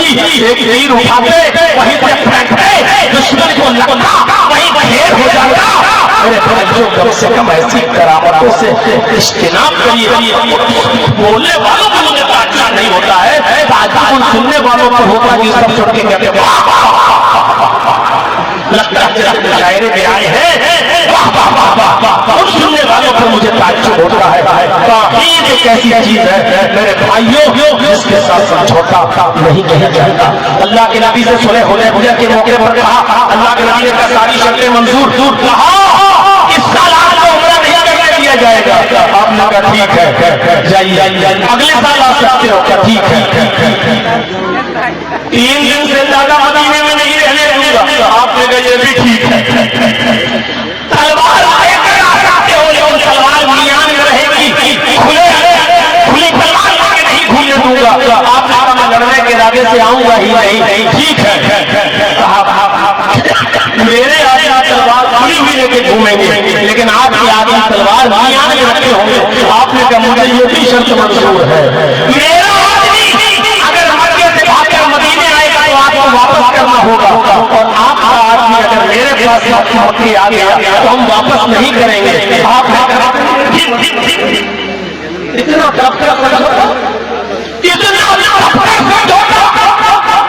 حضرت عمر فاروق نے کہا اللہ کے رسول کے ہم خبر نہیں ہیں کہ ہم خبر نہیں ہیں. آپ نے کہا ہاں جھوٹ پر نہیں ہے. اللہ کے رسول اتنا طرح کا فیصلہ کیوں کر رہے ہیں. ہم لڑتے ہیں اگر ان کو مار دیا تو غازی اور مر گئے شہید ہمیں اجازت دیجیے اتنا ہم سب کا سمجھوتا کریں گے. آپ نہیں آپ جانتے تھے اس وقت یہ ایک حکم دیں گے پورا مکہ یہاں آ جائے گا اور ہم لوگ ہیں اتنے ٹوٹ پڑیں گے پھر تو ہی کی آواز نہیں گونجیں گی. آپ نے سمجھوتا کر لیا ان ناجائز شرطوں کو بھی مان لیا لیکن جب آپ نے لکھوایا اور جب پیش کیا گیا سہیل نے پڑھا محمد رسول اللہ کو آپ کی ساری شرطیں منظور ہیں تو اس نے ایک اور شرط لگائی کہ رسول اللہ کاٹو ہم رسول اللہ مانتے ہی نہیں ہے. اور یہ بخاری میرے بھائیوں اللہ کے رسول نے کہا میں رسول مانتا ہی نہیں ہے. اگر مانتا تو جھگڑا کس بات کا. آپ لکھیے محمد ابن عبد اللہ کی شرطیں منظور ہیں. اللہ کے نبی نے حضرت علی سے کہا رسول اللہ. حضرت علی نے منع کر دیا. اللہ کے رسول اللہ نے آپ کو رسول بنا کر بھیجا میرے ہاتھ میں اتنی طاقت نہیں ہے تو اس کو کہاں کاٹوں. آپ نے کہا پھر مجھے بتاؤ کہاں لکھا ہے. حضرت علی نے بتایا اللہ کے نبی نے خود کاٹ دیا. جب نبی اپنے ہاتھ میں رسول اللہ کاٹ رہے ہوں گے حضرت عمر کی اوپر کیا گزر رہی ہوگی. حضرت علی کے چہرے سے پوچھو کیا گزر رہی ہوگی. لیکن نبی نے جب سمجھوتا کر لیا اور لفظ رسول اللہ کٹوا دیا کاٹ دیا تو پھر صحابہ کو ہمت ہی نہیں پڑی کچھ کہنے کی. اپنے نام کے ساتھ سمجھوتا کر لیا. لیکن جب توحید کی بات آئی اور کافر یہ کہتے ہوئے آئے کہ اللہ صلی اللہ علیہ وسلم 6 مہینے آپ ہمارے معبودوں کی عبادت کر لیں اور 6 مہینے میں آپ کے خدا کی عبادت کر لیتے ہیں. چلو سمجھوتا کر لو 6 مہینے آپ ہمارے خداؤں کی پوجا کر لو اور 6 مہینے میں آپ کے خدا کی پوجا کر لیتے ہیں. تو اللہ کے رسول نے ان پر کوئی دھوکہ نہیں دیا. اور کیا یہ نہیں ہوتا ہے لا تعبدوا ما تعبدون میں ان کی عبادت نہیں کروں گا جن کی تم کرتے ہو. لکم دینکم ولی دین. بھلے ہی تم ہمارے رب کی عبادت کرو نہ کرو لیکن ہم تمہارے خدا جھوٹے معبودوں کی پوجا نہیں کر سکتے. چلو ایک بات سن لو تمہارے تمہارا دین اور میرے لیے میرا دین، تمہارا راستہ اور میرے لیے میرا راستہ. اپنے نام کے ساتھ سمجھوتا کر لیا لیکن توحید کے ساتھ سمجھوتا نہیں. بہت بڑی نعمت ہے جس کو توحید مل گئی. قیامت کے دن اللہ سے پوچھے گا کہ آج آئے ہو؟ کھڑے ہو کر اتنا تو کہہ سکتے ہو کہ اللہ شرابی تھا، جواری تھا، کبابی تھا، زانی تھا، سب کچھ تھا میرے اندر، لیکن ایک خوبی یہ تھی کہ میں نے تیرے علاوہ کسی دوسرے کو سجدہ نہیں کیا اور تیرے علاوہ کسی اور کے سامنے اپنا دامن نہیں پھیلایا. اے میرے پروردگار، یہ توحید بچا کے آیا. اللہ کہے گا فرشتوں یہ میرے اوپر ہے. ان اللہ لا یغفر ان یشرک بہ ویغفر ما دون ذلک لمن یشاء. اللہ شرک کو معاف نہیں کرے گا اور اس کے علاوہ جس کو چاہے گا معاف کر سکتا ہے. جانے دو میرے بندے کو، گناہوں کا بوجھ ہے ضرور لیکن شرک نہیں کیا ہے، توحید پر مرا ہے، میری عبادت پہ مرا ہے، میرے نام پہ مرا ہے، لا الہ الا اللہ کا پاس ہو یہاں رہا تھا. جان اس توحید کا دامن نہیں چھوڑ پائے. پوری نبی نے یہی درس کیا. میرے بھائیوں آئیے پوری دنیا میں سب سے زیادہ نام محمد رسول اللہ کا. دوسرا منتر پڑھتا ہوں اس کا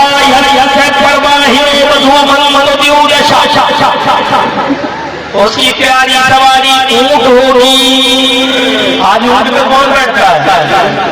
اس کی پیاری سواری اونٹ ہوگی اور اس کی 12 بیویاں ہوگی. 12 بیویاں کس کی تھی؟ کہیں بھی آ کے لائے ہندو بھائیوں کی کتاب کہہ رہی ہے کہ اس کی پیاری سواری اونٹ ہوگی. اللہ کے اونٹ کا سفر زیادہ کرتے تھے. آپ گھوڑے پر بھی بیٹھے، آپ خچر پر بھی بیٹھے اور پیاری سواری اونٹنی ہی تھی. حجت الوداع کے موقع پر جب خطبہ دیا تو آپ نے اپنی اس اونٹنی پر جس کا نام اسوا تھا اس اونٹنی پر اس کے اوپر بیٹھ کر آپ نے خطبہ دیا تھا. خطبہ حجت الوداع تو اونٹنی آپ کی پیاری سواری. کتاب آپ کی اونٹنی کا ذکر کر رہی، اس کی پیاری سواری اونٹنی ہوگی اور اس کی 12 بیویاں ہوں گی. حضرت سلیمان علیہ السلام کی بیویوں کا ذکر حدیثوں میں 99 ملتا ہے. حضرت داؤد علیہ السلام کی بیویوں کا ذکر 1000 ملتا ہے. حضرت ابراہیم علیہ السلام کی 2 بیوی ہاجرہ اور سارہ کا ذکر ملتا ہے. اور ابراہیم کے نام سے ہندو کتابوں میں 3 بیویوں کا ذکر ملتا ہے. رام چندر جی کے پتا راجا دشرتھ کی 3 پتنیوں کا ذکر ملتا ہے لیکن رام چندر جی کی صرف ایک ہی پتنی کا ذکر ملتا ہے. جبکہ آپ کی کتاب یہ کہتی ہے انتم رشی کی آخری نبی کی 12 بیویاں ہوں گی. تو 12 بیویوں والا کون ہے؟ اگر کرشن جی کی زندگی کو اٹھا لیتے تو ان کی گوپیوں پتنیوں کی بیویوں کی تعداد اگر گنی جائے مہابھارت کے آدھار پر تو سنکھیا بہت ہوتی ہے. ان کی گنتی 16,108 ہوتی ہے. وہ گانا سنا نا، چاروں طرف گوپیاں بیچ میں کریں گے تو گوپیوں کی تعداد 16,108. 99 کا ذکر ہے، 1000 بیویوں والا ہے. راجا دشرتھ کی 3 پتنی، رام چندر جی کی ایک پتنی سیتا جی اور راجا دشرتھ کی 3 پتنیاں. ہاں کرشن جی کی 16,108 گوپیاں. سوال پھر وہی ہے کہ 16,108 سے مطلب نہیں، 399 اور 1000 سے مطلب نہیں ہے، کہ مطلب نہیں. 12 بیویوں والا آخری نبی ہوگا یہ آپ کی کتاب کہہ رہی ہے.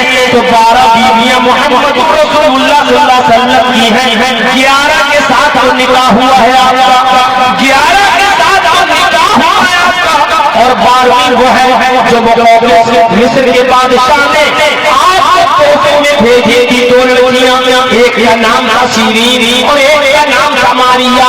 یہ دونوں باندیاں تھیں، لونڈیاں تھیں. اللہ کے نبی نے سیرین کو حضرت حسان ابن ثابت کو دے دیا اور ماریا کو آپ نے اپنے پاس رکھ لیا. ماریا کے پیٹ میں محمد رسول اللہ کا ایک بچہ پیدا ہوا جس کا نام ابراہیم تھا, جس کے انتقال پر 18 مہینے کے انتقال پر ابراہیم کے محمد رسول اللہ خوب روئے, اتنا روئے رو آپ یہ پڑھا کرتے تھے ان العین تدمع والقلب يحزن, ان العین تدمع والقلب يحزن ولا نقول الا ما يرضى ربنا وان بذكرك لمحزونون یا ابراہیم. اے ابراہیم تیری جدائی سے میری آنکھیں اشکبار ہیں, اے میرے بیٹے تیری جدائی سے میرا دل غمگین ہے, لیکن میں اسے جملے ادا نہیں کروں گا جس سے میرا رب ناراض ہو جائے, جس سے میرا پروردگار ناراض ہو جائے. ہاں تیری جدائی سے مجھے غم ضرور پہنچا ہے.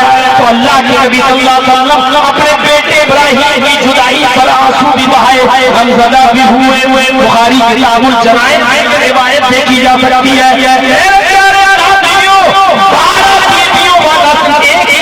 اور اس کا نام ہے محمد رسول اللہ.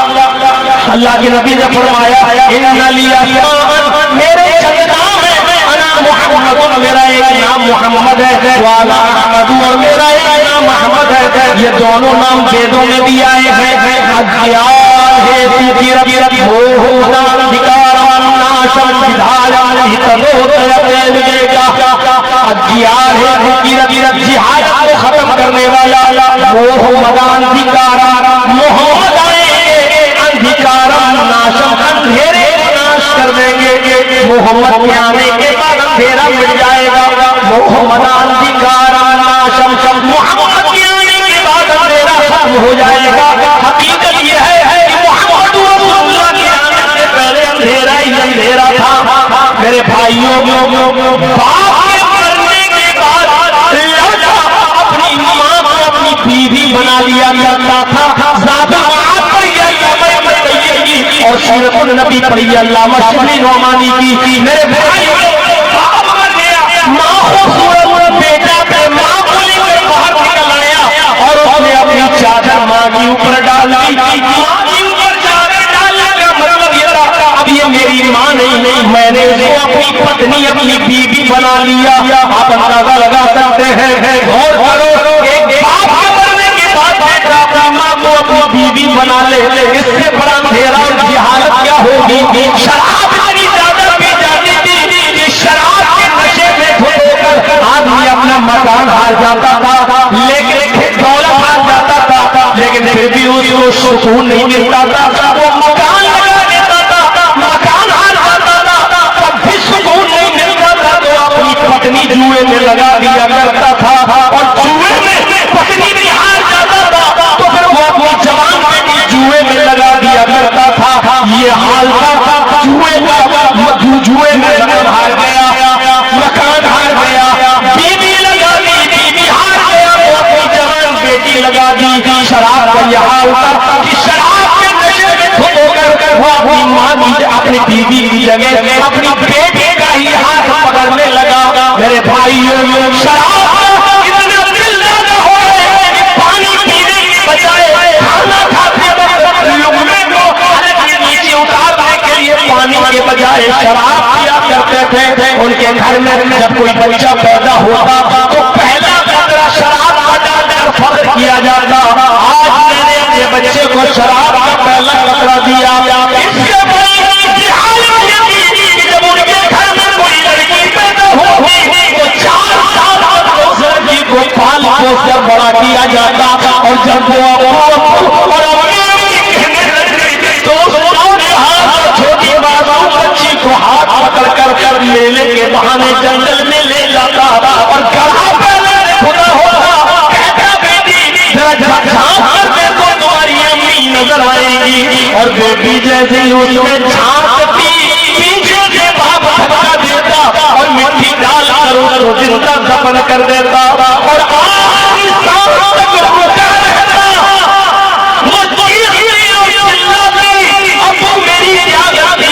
ابو مجھے یہاں کیوں ڈال رہے ہو, ابو مجھے کیوں مار رہے ہو.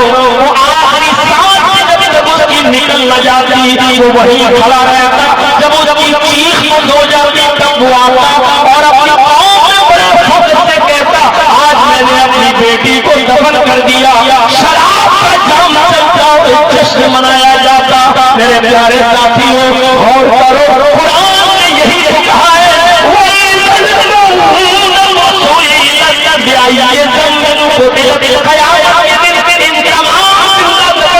लड़कियों से पूछा जाएगा, बता तुझे तेरे बाप ने किस जुर्म में कत्ल किया?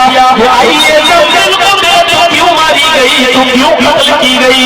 वो बच्ची क्या जवाब देगी? इस गुनाह में वो चीखते हुए कहेगा, मेरा सबसे बड़ा गुनाह ये था कि तूने मुझे बेटी बनाकर मेरे घर में पैदा कर दिया था।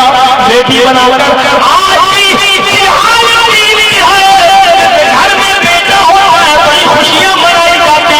और जो घर में बेटी होती है चाहकर नहीं, अनचाहे से उसको लिया जाता है। उस पर माँ बाप को इतनी खुशी नहीं होती, लेकिन मरते वक्त एहसास होता है, क्योंकि बाप तुम्हारी बेटी नहीं भुला सकता है, तुम्हारी गंदगी साफ नहीं कर सकता है। उस वक्त आपकी बेटियां ही काम आएंगी, आपकी बहुएं आपको हाथ नहीं लगाएंगी। ऐसे मौके पर हो सकता है कि बीवी की साथ हो बेटियां ही आपकी खिदमत करेंगी, लेकिन उस बेटी को लहू समझा जा रहा है। कितने लोग ऐसे हैं जिन्होंने जांच करवाई, अल्ट्रासाउंड और 4 बेटियों के बाद 5वीं बेटी का वजूद नजर आया तो एबॉर्शन करवा दिया, गिरा दिया। मेरे भाइयों, रूह मर जाने के बाद बच्ची को पेट में मारा गया, चाहे वो शादीशुदा जोड़े में हो या गैर शादीशुदा, अगर पेट में मासूम बच्चे को एबॉर्शन करके गिराया गया, कयामत के दिन ये बच्चा आएगा,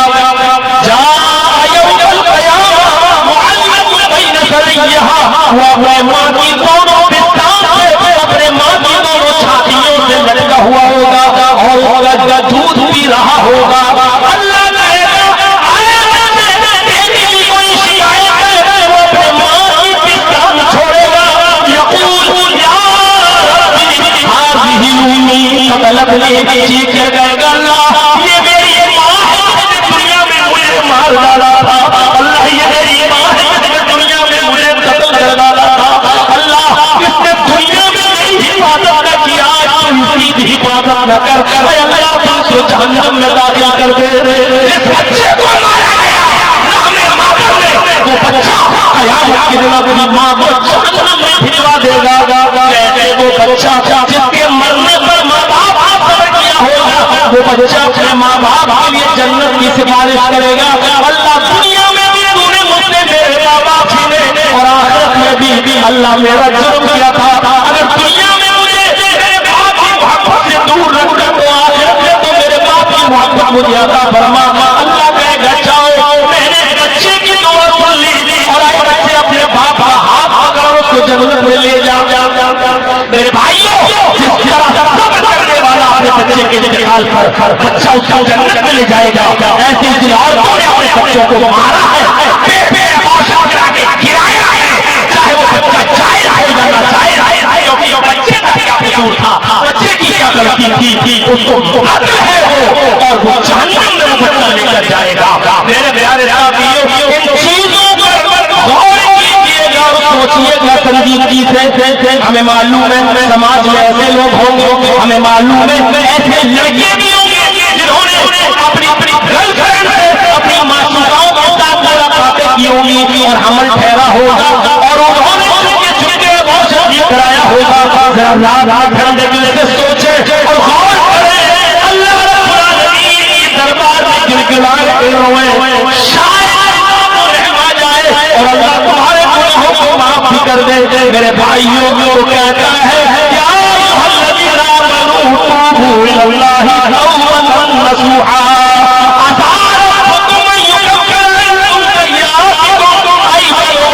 तुम अपने रब से सच्ची और खालिस तौबा करो। तौबा ऐसी होनी चाहिए, अल्लाह ये तौबा नहीं होनी चाहिए, तौबतन नसूहा, खालिस तौबा होनी चाहिए। जो गुनाह कर चुके उसके बाद नदामत हो, اس گناہ کو فوراً چھوڑ دو. وہ چیزیں جو گناہ کیا ہم پر شرمندگی ہو پہلی چیز, اور اس گناہ کو فوراً چھوڑ دو دوسری چیز, اور تیسری اب اس گناہ کو میں اپنی پوری زندگی میں کبھی دوبارہ نہیں کروں گا. یہ عزم یہ ارادہ ہوا ہو, یہ تین چیزیں جب تک ہماری دعا میں شامل نہیں ہو مطلب رسولہ نہیں ہے. یہ مذاق ہے. صبح شراب اللہ مجھے معاف کر دے, پھر صبح شراب پی اللہ مجھے معاف کر دے, پھر شراب پی اللہ میرے گناہ کو معاف کر دے. میرے بھائیوں یہ اللہ کی رحمت کا مذاق ہے. اس کی دی ہوئی اور نازل کی ہوئی رحمت کے ساتھ گستاخی ہے. آپ نے صرف اللہ کو رحمان نہیں جانا, قہار نہیں جانا اور جبار نہیں جانا. لہٰذا جس طرح کا رحمان بھی ماننا ہے, رحیم ماننا ہے, اسی طریقے سے قہار بھی ماننا ہے. وہ قہر والا بھی ہے, وہ جبر والا بھی ہے. ہمیں یہ بھی یقین کرنا ہے, یہ بھی اس کی صفت ہے.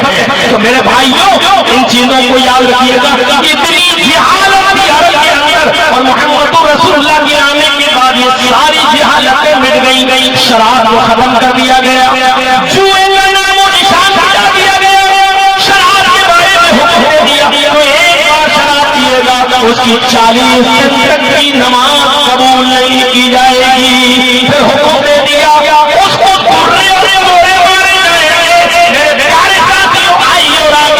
چلیے زناکاری ختم کر دی.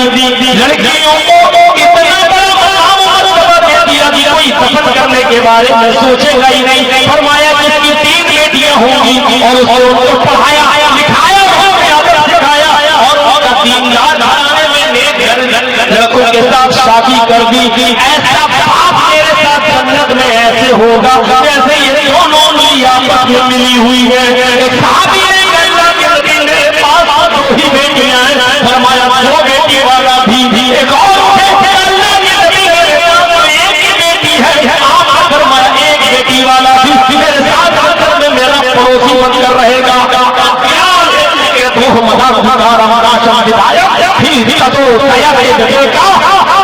محمد اندھیرے کو ناش کرنے کے اندھیرے کو مٹا کر رکھ دیا. میرے بھائیوں کل کا میرا سفر بھی ہے, مجھے تھوڑی دیر گھر بھی پہنچنا ہے. ایک منظر میں آپ کے سامنے اور ہوتا ہوں, تھوڑا سا لمبا ہے, اس کا ترجمہ بتائیے اس میں کون آتا ہے. واج بھوپر کی پریم بڑا مایا بشارت دیو مہاراج مکر بدوش اٹھا اتی سنتوا مانگتا چتر پھرا شامی کلچھم بھونتو بانوا دیوا سواشنا اترشتھا اتشال کرم سرودھاری سندوشکا اتشالاپی لنگچھیدی سربھو متو موما. انتم رشی اور آخری نبی کے بارے میں بھوشیہ پران کے 35 کے پروں تیسرے کھنڈ کے منتر نمبر 25 26 27 28 میں کہا گیا کہ آخری نبی کی نشانی کیا ہوگی. انتم رشی شرم سردھاری, وہ لمبی داڑھی رکھیں گے, سدوشکا چوٹی نہیں رکھیں گے. چوٹی جانتے ہو, لمبی داڑھی ہوگی اور داڑھی میں گانٹھ نہیں لگائیں گے. آپ نے بہت سے لمبی داڑھی والوں کو دیکھا ہوگا, داڑھی رکھے کر ایسے رکھتے ہیں, اس میں گانٹھ لگا دیتے ہیں. کبھی کبھی دیکھا ہوگا آپ سکھا لیتے ہیں دھوپ میں اور ایسا لگتا ہے دور سے دیکھو جیسے ناریل کا گچھا. تو شرم لمبی داڑھی رکھیں گے, شرم داڑھی لیکن گانٹھ نہیں لگائیں گے.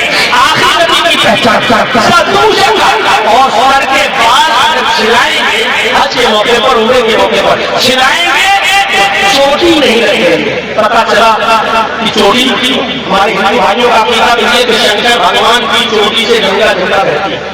یہ گنگا جمنا ان کی چوٹی سے نکلی ہے.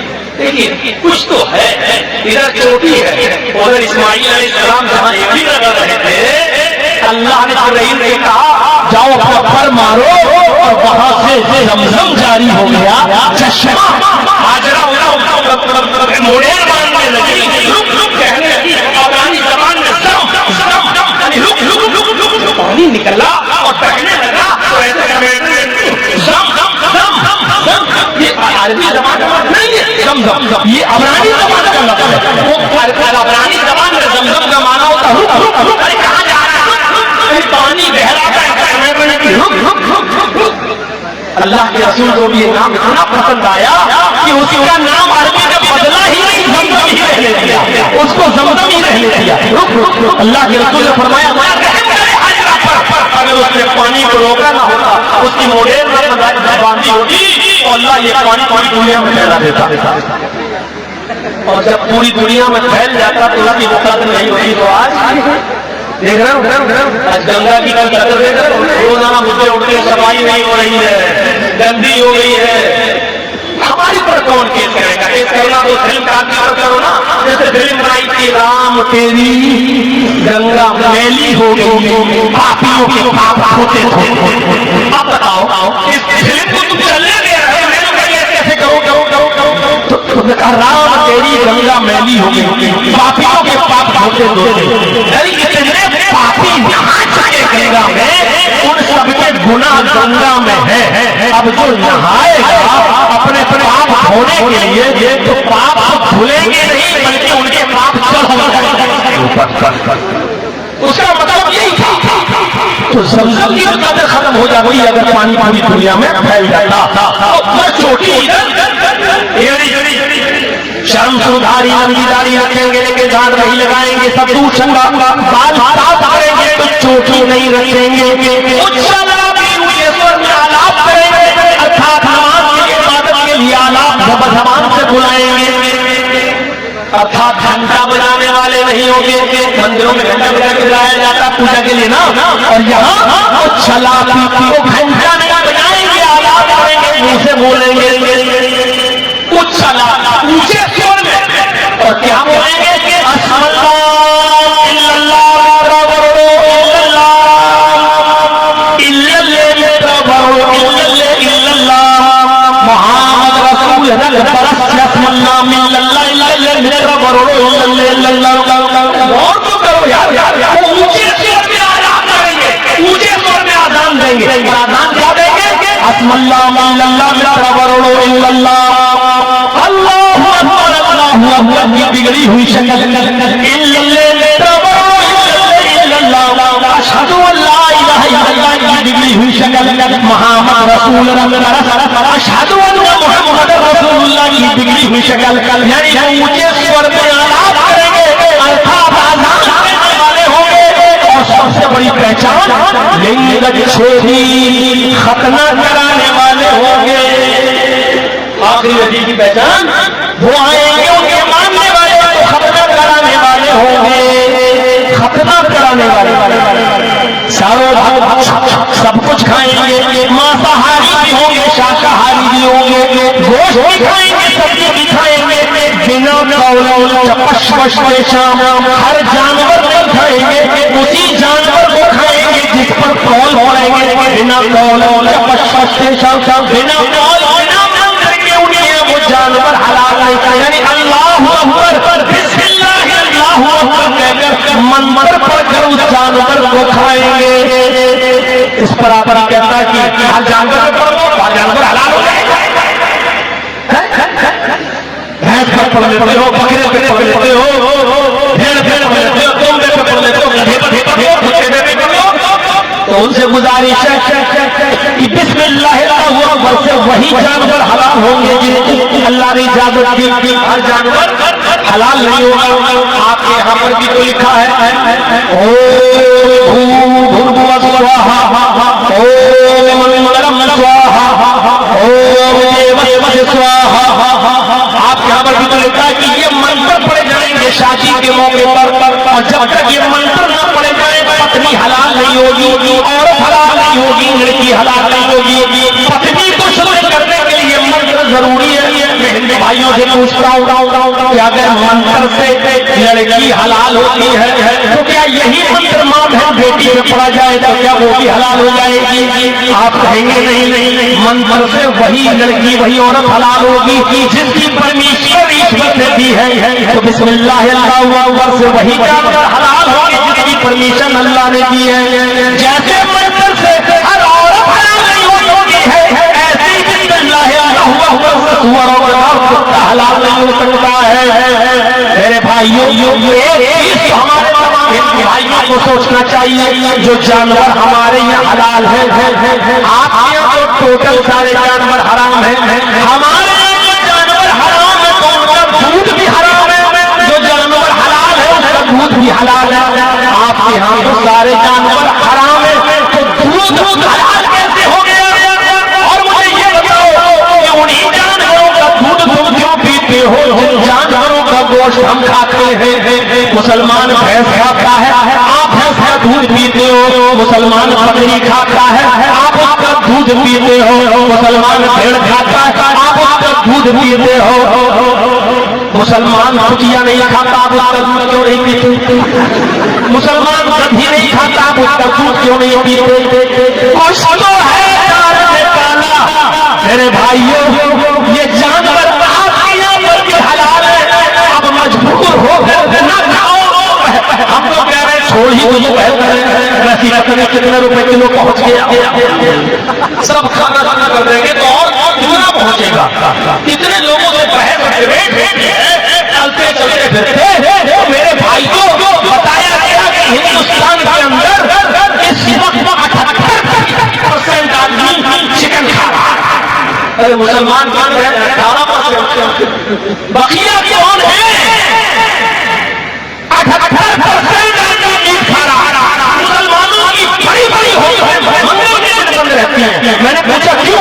बोले चलती नहीं साहब, मंगल को हमारे हिंदू भाई आते ही नहीं है, इसलिए बंद रखना पड़ता। तो मैंने कहा मुसलमान? बोले मुसलमान कहाँ इतना खाता है, हमें तो मंगल को बंद रखना पड़ती है, इसलिए कि हमारी दुकान तो उन्हीं से चलती है। तो मेरे भाइयों, सुनना हमें पड़ रहा है, बदनाम हमें होना पड़ रहा है, और मीडिया वाले गोश्त छोड़ बीफ छोड़ हम लोगों को बना रहे हैं। अच्छा वो तो बनाएंगे ही, जाहिर बात है कि हड्डियां कहां से आ रही है उनको भी मालूम है।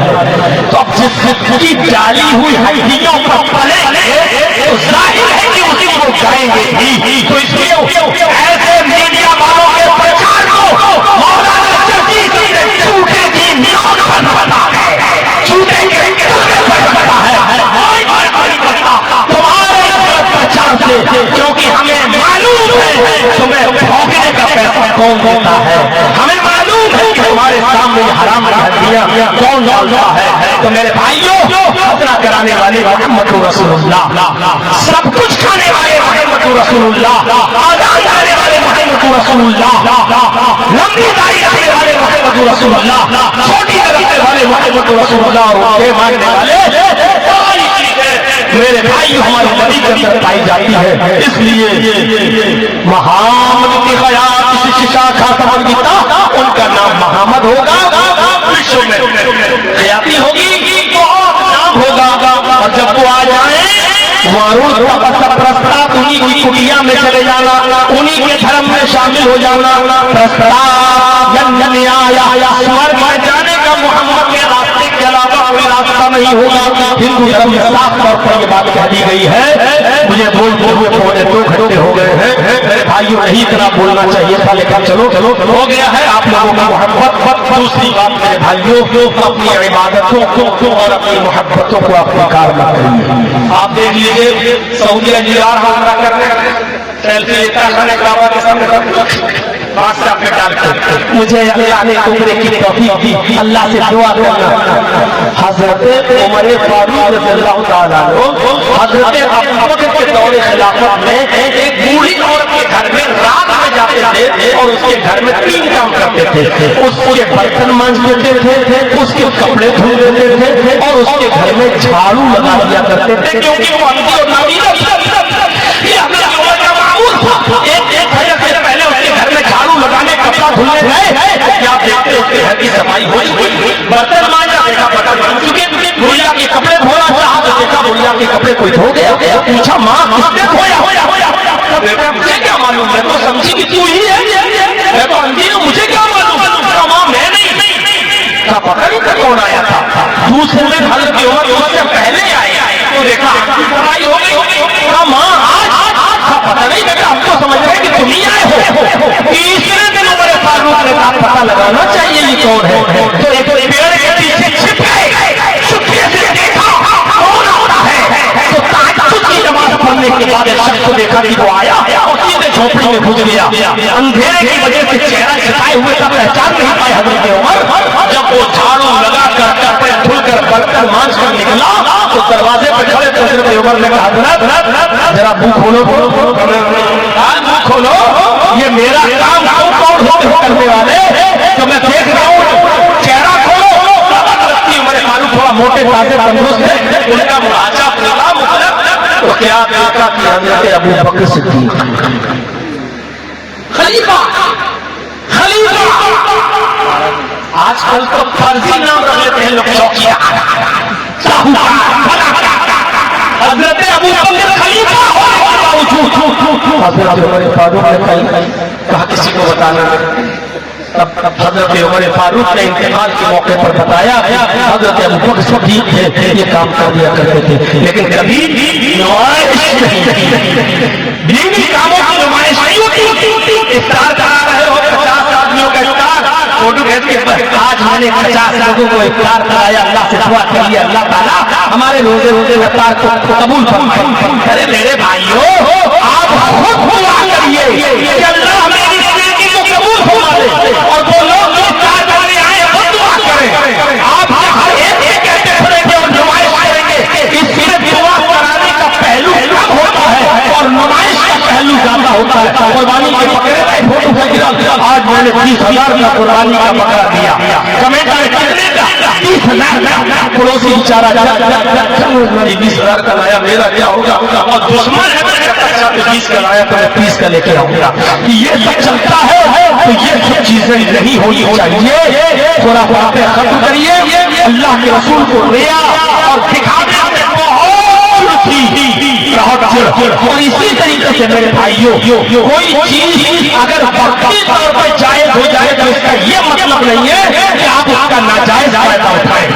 सेल्फी लेना, मौलाना लोगों की वीडियो बनाकर अपने दुकानदारों को दोस्तों को भेजना और कहना कि जगीर साहब से मिल के आए, आशा मदरी साहब से मिल के आए, महमूद मदरी साहब से मिल के आए, इससे आप जन्नती नहीं हो जाएंगे। इन चीजों से आप दूर रहिए।